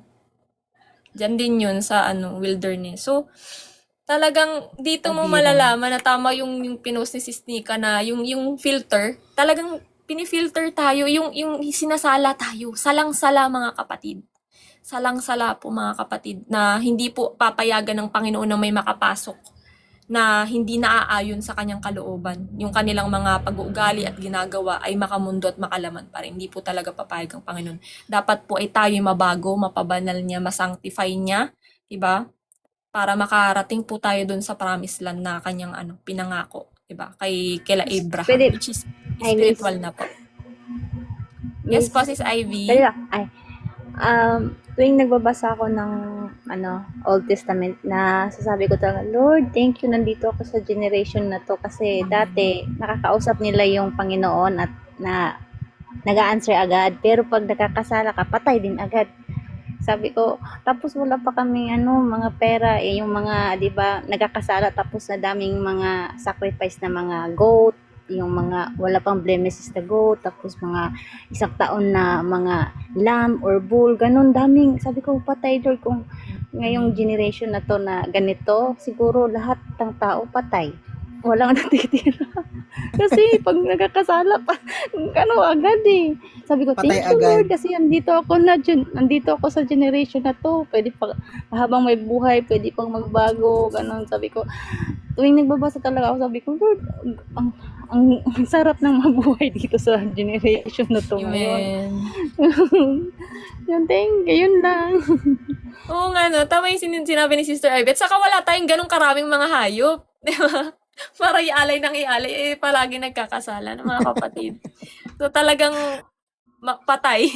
Patay talaga kasi yun hindi natin kaya talaga nung sa Old Testament. Kaya talagang praise God na dito We are so ngayon. blessed talaga sa We are generation so natin. blessed. Amen. We are Amen, so Brother Joe. Saka ito lang, lastly, ma-share ko lang na don't compare yung yung don't compare yung sa walk nyo o yung sa sitwasyon nyo ngayon dun sa inyong kapatid. Kasi comparison kills joy and excitement. Imbis na excited ka palagi dun sa matututunan mo sa Panginoon, ikay nakapokus dun sa kapatid mo na ganito na siya, ganito ganyan. 'Di ba? It kills the joy and excitement. Envy din It yun, brings sister. envy, amen. Envy. Envy. It brings pressure. Imbis na maging masaya ka, excited ka doon sa pagbabasa mo dahil makikilala mo na naman ng Panginoon ng lubos, mape-pressure ka ngayon. 'Di ba? Magbabasa ka ng Saka Yes si po? Sterling, papasukan ng pride kapag ganyan. Yes, Diyan amen. nakapasok ang Papasukan ng pride. pride. Yan, bulong din ni Satan, no, papasukan ng pride. Kaya magiging ano ka na, pressured ka na kailangan maano na ay sila ganito na, tapos mape-pressure ka na, bigla kang babasa ka ng magbabasa, wala kang naman natututunan kasi binibilisan mo siya eh.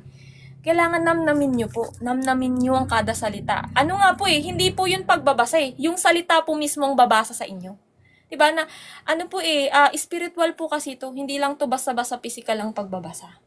And then, lalo po kayo, no, each and every day, lalo kayong ma-inlove sa Panginoon. Ma-inlove po kayo, lalo po kayong ma-amaze. Huwag po kayong tumigil na ma-amaze sa Kanya sa lahat ng nalalaman nyo, sa Kanyang salita, sa pang-araw-araw. Then, magugulat na lang po kayo, the more na nag-i-increase yung pagmamahal nyo sa Panginoon, the more na magugulat kayo sa araw-araw, lagi kayong masaya, lagi kayong good mood, laging ang gaan ng pakiramdam nyo, hindi kayo natitrigger, hindi kayo madaling magalit, ang haba ng pasensya nyo. Diba, kahit mga masama na yung nasa paligid, parang meron kang bubble, may bubble ka na unbothered ka. Diba, yung unbothered yung peace mo at saka joy mo sa puso. Kasi, nag-grow yung pagmamahal mo sa Panginoon sa pang-araw-araw. Diyan po nagsisimula. Solidify and grow your love for the Lord each and every day. Kasi makocover niya yung multitude of sin na darating sa buhay mo na, 'di ba, pag-ibig ang pinairal mo, yes, kahit 1%, yes. Ito po yan, kaya tatlo po yan, faith, hope, and love. Pero yung love ang pinaka-importante kasi pagka nawala yung faith at hope, pwede po yan ma-produce. Basta ikay may, 'di ba, pagmamahal. Yan po yun, no? God is love, Jesus is love. Yan po yan, mapoproduce niya po yan ulit along the way na lalo mo pang minamahal ang Panginoon, na na-extend mo din ang pagmamahal sa iba dahil doon po nagmumula sa pagmamahal, mga kapatid. Kaya yan po yung law. Yan po yung new spiritual, yung new covenant law, pag-ibig, nakapasaloob sa pag-ibig, 'di ba? Pag-ibig natin sa Diyos, pag-ibig natin sa ating kapwa, 'di ba, mga kapatid? Nako-cover po talaga niya yung lahat ng mga naiiwasan kang magkasala kasi ang pinapakita mo ay pagmamahal, pagsunod sa Diyos, imbis na pagsuway sa Diyos. No, yun lamang, mga kapatid. Sis Angel, Sige, siguro i-share ko na rin hanggat hindi pa naliligo yung ayan. i-share. Babasahin ko na lang siya para mas mapabilis na lang din tayo. Dinig ba ako? Yes Malinaw po, po Sis ba? Angel. Ayan, po, mga Ate kapatid, Jane. magandang gabi po sa lahat. I-share ko lang po yung about sa kuneho at ang pagong. Kagaya po nga po nung na-share ni Brother Damien, dito po sa akin ay nagkaroon din po siya nagbigay din po siya ng revelation sa akin para po about po dito. Babasahin ko na lang po siya kasi may short-term memories po kasi ako, kaya sinulat ko na lang para hindi ko siya makalimutan. Ang kuneho po ay gusto niya yung mabilis na paraan na walang paghihirap na pagdadaanan sa buhay. May mataas na pride. At siya yung klase ng minamaliit niya ang kapwa niya. At masyadong naging kampante sa kanyang sarili na hindi niya alam sa bandang huli, sa sobrang tiwala niya sa kanyang sarili, bigla siyang sumuko na magpatuloy kung ito naman kung ihahalin tulad natin to sa tao. Mas pinipili ng karamihan na sa mabilis na paraan. Paano po ba yung mabilis na paraan? 'Di ba? Kapag tayo nagkatrabaho, gusto natin ma-promote tayo agad. 'Di ba? Kapag tayo nagkaroon ng negosyo, gusto natin lumago agad. Yung mabilis na pamamaraan. Ganun po ang karamihan ng mga tao. Tapos, ang ano po dito, hindi pinag-iisipang mabuti yung mga ginagawa. At kung ito ba ay makakabuti, kasi nagkakaroon ng pride. Nabibigyan ng pride yun sa pag maraming gusto na maabot, gustong yung mabilisan sa kanyang kagustuhan. At ang sabi ang ano po dito, para ako nagtuturo, di ba? Na meron sila na mas ninanais nilang magtiwala sa gusto nila kaysa sa mas magtiwala sa Panginoon. Diba? Dito din papasok na sa sobrang bilib sa sarili niya, hinahamak na niya ang kapwa niya. Diba? Yung sobrang ano mo sa kapwa mo. Diba? Yung sobrang taas ng tingin mo sa sarili mo. Biglang ikaw, manghahamak ka ng kapwa mo na ganun lang din naman ang kalagayan ng kanyang buhay, di ba? Na mas piniling lumakad sa mas tiyak na daan, di ba? Dahil sa kanya siya lang ang may kakayahang gawin ang lahat. Pero nang magkaroon ng sobrang kampante sa sarili, hindi siya naging handa sa posibleng mga trials na kanyang haharapin. Kagaya ng iba't ibang klase ng problema na magdudulot ng anxiety, depression, pagkabigo, or kung anong-ano pang sakuna. Dito po yun. Diba sa sobra kasing tiwala niya sa sarili niya na akala niya lahat ay kaya niyang gawin. Lahat ay yung parang sa pamamaraan niya ay simple lang. Pero ang hindi niya napaghandaan sa dulo na marami siyang haharapin na problema. Na maraming trials at magkakaroon ng depression dun sa pamamaraan niyang mabilis, di ba? At dahil sa sobrang kampante niya, hindi niya naisip lumapit sa Panginoon. Isa din dahilan ay ang pride sa puso niya.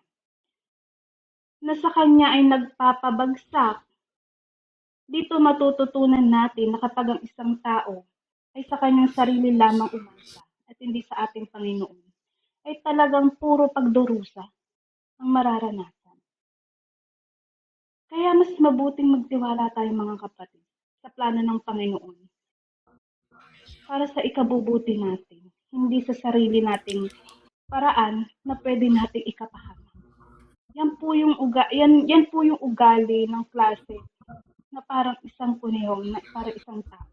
Diba? Dito naman po tayo sa pagod. Dito po sa pagod, ang kanyang pagkakakilanlan ay makikita natin. Kapag siya ay wala sa loob ng kanyang shell, malalaman natin na isa siyang wait lang wala, sarili kong sulat, nalilito ako, di ba? Wala sa loob ng kanyang shell, hindi natin malalaman natin na isa siyang pagong. Pero kapag siya ay pumaloob, di ba pag pumasok yung kanyang mga paa at ulo sa loob ng shell at nagtago, hindi natin malalaman na isa pala siyang pagong. Dahil ang aakalain natin dito ay isa siyang bato. Ay parang isang bato lamang at kapag nasa loob lamang siya sa kanyang tirahan, siya ay safe, 'di ba? Pag yung pagong kasi pag nasa loob siya ng kanyang shell, safe siya. Safe siya. Hindi siya nakakaisip ng kung anong pwedeng mangyari sa kanya. Pero once at saka may protection siya doon. Pero once na sa oras na ang kanyang mga paa at ulo ay lumabas dun sa shell, dito niya makikita na kung ano ang mga problema na pwede niyang maranasan. Ang pagong dahil sa pagtitiwala sa kanyang sa ating Panginoon, na kahit mahirap po yung kanyang pagdadaanan, kakayanin niya. Diba? Diba yung pagong, diba po yung pagong mabagal lang siya kung maglakad? Para po tayong isang pagong dyan. Diba? Yung kahit mabagal siyang maglakad, pero yung tiwala niya nasa Panginoon, alam niyang kakayanin. Kakayanin niyang malagpasan dahil sa pagpapakumbaba niya sa ating Panginoon. Hindi siya pinababayaan at nananatili lamang siya sa paglalakad hanggang sa dulo, sa maabot niya yung finish line, yung pinakadulo nung slowly but surely, 'di ba? Na hanggang dulo na maabot niya yung finish line, nandun yung obedience niya at yung endurance niya lamang. Yun lamang ang kailangan kasi. Dito naman, kung maihahalin tulad natin to sa atin bilang isang tao, kung yung pananampalataya natin o tiwala sa Panginoon ay nasa Kanya lamang, kahit gaano man kabagal po ang ating pag-usad, di ba? Basta ang tiwala natin nasa Panginoon at hindi sa ating sarili. Huwag po tayong magtitiwala sa ating sarili. Magtiwala po tayo sa ating Panginoon. Kasi hindi po tayo pababayaan ng Panginoon. Kahit gaano man kabagal yung pag-usad natin sa ating buhay, sa ating pamumuhay, hindi po tayo pababayaan ng Panginoon. Sasamahan niya tayo sa kahit anumang kahirapan. Ha?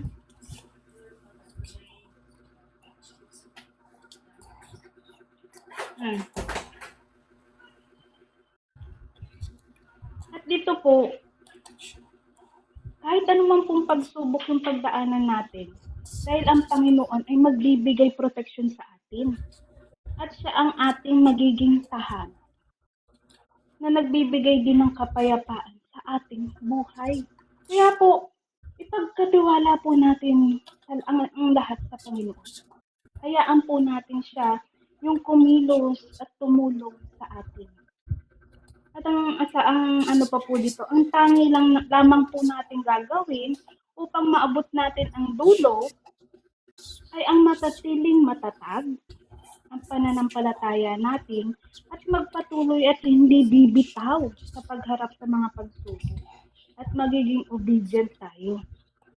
At mag-i-endure po lamang tayo upang ma-overcome na natin ang bawat hirap o mga battle na pinagdadaanan natin. O kahit anumang klaseng struggle pa yan na kinaharap natin. Dahil lagi naman natin kasama po ang Panginoon.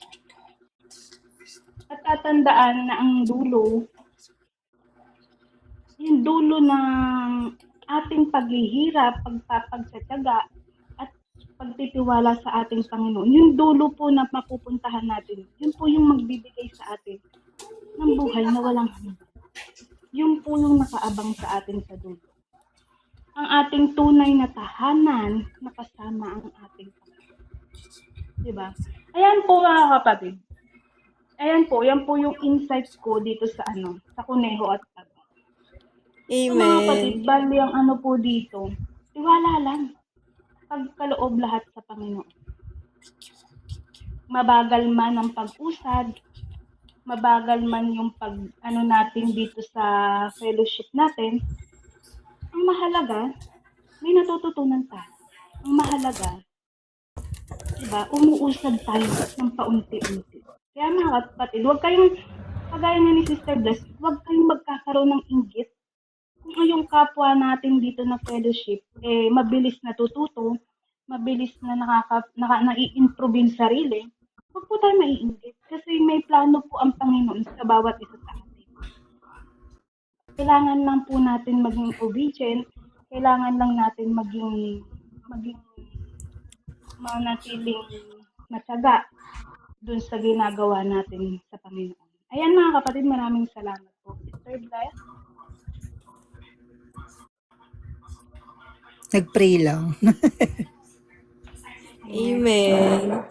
Nag-pray lang ako. Pero di naman ako ang peaceful nga ng paligid do. Walang attack. Kahit sa isip ko ngayon wala. Other Daniel, baka may ka pa, add ka pa, or yung ating mga kapatid. Pwede mo silang i-request. Wala naman na po, pero kung meron po kayong gustong idagdag or i-share din na about sa mga ganyan, pwede nyo naman po i-share. Huwag po kayong mahiya. Ay, mga kapatid, i-share ko lang din, last na siguro. Yung kanina. Yung kanina nga sa 1 Corinthians chapter 10, about pa rin kay Moises. About pa rin kay Moises na, tawag dito, Hindi to parang tawag dito. Hindi connected dito sa ano natin, yung pang sa walk or intimacy. Pero about sa word, okay lang ba mag-share ako? Kasi kanina, yun nga sa 1 Corinthians chapter 10, malalaman doon na itong si Moises, kaya pala siya hindi naka-enter sa promised land, ay dahil nga dun sa sa ginawa niya, dun sa bato. 'Di ba? Kung babalikan po natin yung sorry, nagturo na. Nandito pala tayo sa testimony. Pero lang, share ko na lang din, baka kasi mawala sa isip ko. Maganda kasi siya. Sa Exodus, sa Deuteronomy ba yun? Wait lang.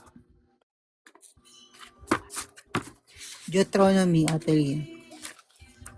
Yung dalawang beses po yun si Nika eh. Yung una kasi, tama naman yung pagsunod ni Moises doon. Dalawa kasi yun eh, yung pag sa tubig, yung bato nag-produce ng tubig, which is ang bato nasaad po sa 1 Corinthians chapter 10, that rock is Lord Jesus Christ. Diba siya yung rock? Yes, nasa bilang, and then nandito din siya sa sa Exodus. Nasa Exodus po. Exodus chapter 17, water from the rock. Na ang po doon, mga kapatid, na dito sa Exodus 17, tama yung yung in-instruct ng Panginoon si Moises na i-extract niya yung bato, 'di ba? Tapos may lalabas na tubig. Tama, inobey niya yun, sumunod siya. Ito'y bago-bago pa lang sila sa wilderness. Itong sa Exodus 17. Tapos may may separate event. Yes, may separate event pa po, sis Ivy. Dito tama naman, yung instruction sa kanya, struck yung rock, tapos may magkakaroon ng tubig. Tama yung yung ginawa niya. Pero, sa pangalawa po, ito na malapit na alam ko malapit na mag 40 years. Nandito naman sa bilang, magkaiba po siyang alam ko magkaibang event siya eh. Kasi iba yung niya. Sana ba? Wait lang. Opo, Ate Angel. Yung nagrereklamo yung mga tao na daw. Ayan. Amen. Nasaan na nga ba yun? Tapos Sa hanggang sa numbers. nainis na si Moises. Ayun. Kaya hinampas niya ulit yung bato. Yun, di ba Sister Nika? So, bali Nainis na dalawa. siya. Akala ko kasi dati, isang event lang yun, tapos inulit lang sa numbers yung sa Exodus. Pero magkaiba pala. Yung sa Exodus, bago-bago pa lang sila sa wilderness. Ito, malapit ng patapos na. Di ba yung 40 years? Dito sa Numbers 20, ang sabi dito, ang instruction sa kanya ng Panginoon is tell the rock. Kausapin mo yung rock. Tama yung sinabi ni Sister Nika. Tell the rock before their eyes to yield its water. So, yun yung 'di ba? So you shall bring water out of the rock from them and give drink to the congregation and their cattle o yung mga hayop nila. Pero ang ginawa po ni Moises, ito yung ginawa niya. Sabi niya, yung tono niya dito parang may pride may parang pagyayabang. Hear now you rebels, parang galit siya. Galit po siya. Hear now you rebels, shall we bring water for you out of this rock? Ang sabi niya, shall we bring? Parang in-account niya lang sa sarili nila. Imbis na i-account niya yun galing sa Diyos, yun ang sabi ng Panginoon eh. 'Di ba? Yun ang sabi ng Panginoon na ipakilala mo. Na 'di ba sabi dito, sabi dito, and Moses lifted up his hand and struck the rock with his staff twice. Ito po yun, twice. Pero ang instruction sa kanya, kausapin, tell, sabihan yung rock. Hindi i-struck ng 2 beses. So, dun pa lamang, nag-disobey na siya. Tapos, sabi dito ng Panginoon, because you did not believe in me to uphold me as holy in the eyes. Hindi mo nga in-account sa Panginoon eh. Nasa kanya galing yun eh. Diba? In the eyes of the people of Israel, therefore you shall not bring this assembly into the land that I have given them. Hindi ikaw. 'Di ba? Makikita mo 'yon pero hindi ka makakatapak diyan, hindi ikaw yung magdadala sa kanila diyan. These are the waters of Meribah where the people of Israel quarreled with the Lord, and through them he showed himself holy. So yun mga kapatid na yung rock ang another na meaning doon is yung in-instruct niya, hindi lang basta-basta rock. Panginoong Jesucristo, yun yung nasa 1 Corinthians. Na yung instruct niya ay Panginoong Jesucristo. So talagang nag-disobey na siya sa instruction. Tapos hindi niya pa alam na yung rock na yun ay Diyos, 'di ba? That rock was Christ. Nasa 1 Corinthians chapter 10 na yung nagbigay nga ng tubig kasi siya po iyon, 'di ba, ang ating Panginoong Jesucristo, 'di ba, ang kanyang salita, water of life, 'di ba? Bread of life. Siya po 'yan, mga kapatid. So, ayan, tama. Two event ba yun or parang glimpse lang yung sa Exodus, tas sa Numbers mas elaborate. Hindi, kasi dun sa sa Exodus kasi, malalaman natin na parang bago-bago pa lang sila sa parang sa wilderness. Ang alam ko, mga kapatid, correct me if I'm wrong na lang, kung separate or isang event lang yun. Kasi bago-bago pa lang sila dito sa wilderness, yung sa Exodus. Pero yung dun sa Numbers, makikita mo, parang patapos na. Patapos na siya. Saka yung una nga, sa Exodus, parang tama naman yung ginawa ni Moises. Pero yung pagdating sa Numbers, pwede niyong basahin na lang if ever, ng buo. Ate Lynn, patapos na yung 'Diba? Patapos na siya, Death na nga to. After nga nito, death of Miriam na, death of Aaron na. Puro death na. paglalakbay nito. Diba? Same na bukal ng Meribah. Parehas. Parehas siya. So, yun nga yung nalaman ko kanina. Akala ko isa lang siya. Yun yung alam ko. Akala ko isang beses lang yun. Akala ko isang event lang siya. Pero magkaiba pala siya. Yun lang, mga kapatid. Shinare ko lang kasi ang ganda niya nalaman natin ng mga kapatid. Dahil pala doon, kaya hindi siya naka-enter doon sa promised land dahil doon sa disobedience siya. At dahil din, na alam naman natin na si Moises ang nagre-represent sa law. Na yung law, never ka naman na mapapapunta sa promised land dahil dun sa law. Dahil pa rin sa Panginoong Hesukristo. Diba? Diyan tayo. Hindi dahil dun sa law na nagre-represent nga, 'di ba? Kay Moises na nagre-represent sa law. So yun lamang, mga kapatid.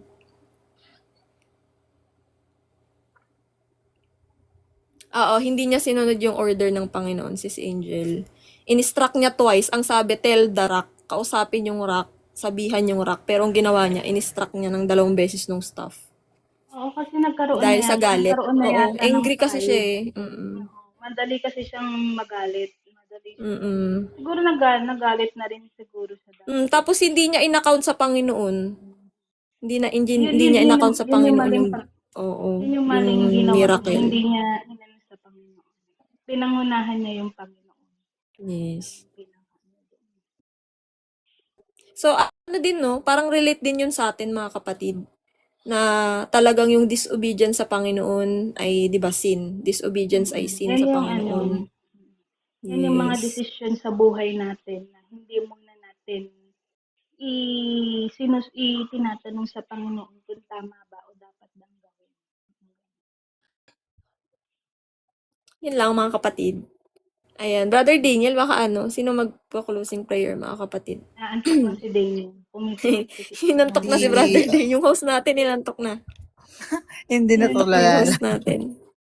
Sino ba? Si si Ate Angel. Pray na ba? Pray na tayo para maaga tayong magpahinga ngayon. Or magbabasa pa ba yung iba? Baka magbabasa Para magkaroon may time ng intimacy pa sa Panginoon. Amen. Amen. Ngayon, mga kapatid, tayo ay yumuko at ipigit ang ating mga mata. Panginoong Jesus, maraming salamat po sa gabing ito na kami pinagsama-sama ninyo hindi sa aming mga laman, kundi sa inyong spiritual. Lord, maraming salamat po kasi mapayapang natapos ang aming gawain na ito na pag-share ng testimony ng aming mga kapatid. Maraming salamat kasi may mga natutunan kami sa bawat nangyayari sa kanilang pamumuhay. Maraming salamat, Panginoon, kasi iminulat mo sila sa katotohanan tungkol sa iyo. Hindi mo hinayaan na sila ay manatili sa ganong gawain nila. Lord, ganon din po sa amin. Maraming salamat kasi ginising mo rin ang bawat isa sa amin sa katotohanan tungkol sa iyo. Ama, itinataas ko ang bawat panalangin at dalangin ng aking mga kapatid. Dinggin mo po ang bawat panalangin nila. At hinihingi ko po ng kasalanan ng bawat inihingi ko po ng kapatawaran ng bawat kasalanan na aming nagawa, Panginoon. Kami kaawaan at patawarin niyo. Kaawaan at patawarin niyo pa rin po ang mundong ito na bulag pa rin sa katotohanan tungkol sa inyo, Panginoon. Patawarin at kaawaan mo po yung mga taong bulag pa rin sa katotohanan at matitigas pa rin ang mga puso sa inyo. Maraming salamat, Panginoon, sa lubos at labis na pagmamahal mo at sa pagproprotekta mo sa bawat isa sa amin. Lord, alam namin na ang daan patungo sa inyo ay napakakipot. At alam namin na ang pag-usad ng bawat isa sa amin ay talagang kailangan maging matatag. Panatilihin ang bawat pananampalataya namin sa inyo na nagliliyab at umaalam ang apoy nito. Lord, ang iyong salita ay aming ilaw at lampara sa aming mga paa. Ito ang magdadala, magtuturo sa amin ng daan papunta sa inyo. Kaya muli, Ama, maraming salamat po sa bawat paggabay, pagmamahal at pagpoprotekta sa bawat isa. Lord, kung may mga karamdaman man po ang bawat isa sa amin, pati ang aming mga pamilya, at ang mga taong nakikinig, Lord, hilumin mo ang bawat isa sa amin. Dahil alam namin ikaw lamang ang pinakamagaling na manggagamot na para kami pagaling. Panginoon, sa aming pagtulog, kami ay iyong gabayan. Huwag mo pong hayaan na ang bawat isa ay pasukin ng kaaway sa aming mga pagtulog. Proteksyonan ang bawat isa sa amin at bigyan ng kapayapaan sa pagtulog ang bawat isa sa amin hanggang sa kami ay magising. Muli, Ama, hindi ko na pahahabain ang aking panalangin, ang lahat ng papuri at pagsamba at ikaw lamang ang dadakilaan namin sa araw-araw ng aming buhay. Maraming salamat po, Panginoon. Yours is the kingdom and the power and the glory. In Jesus' name, the Father, the Son, and the Holy Spirit, one living God, one Spirit, and one body. Amen.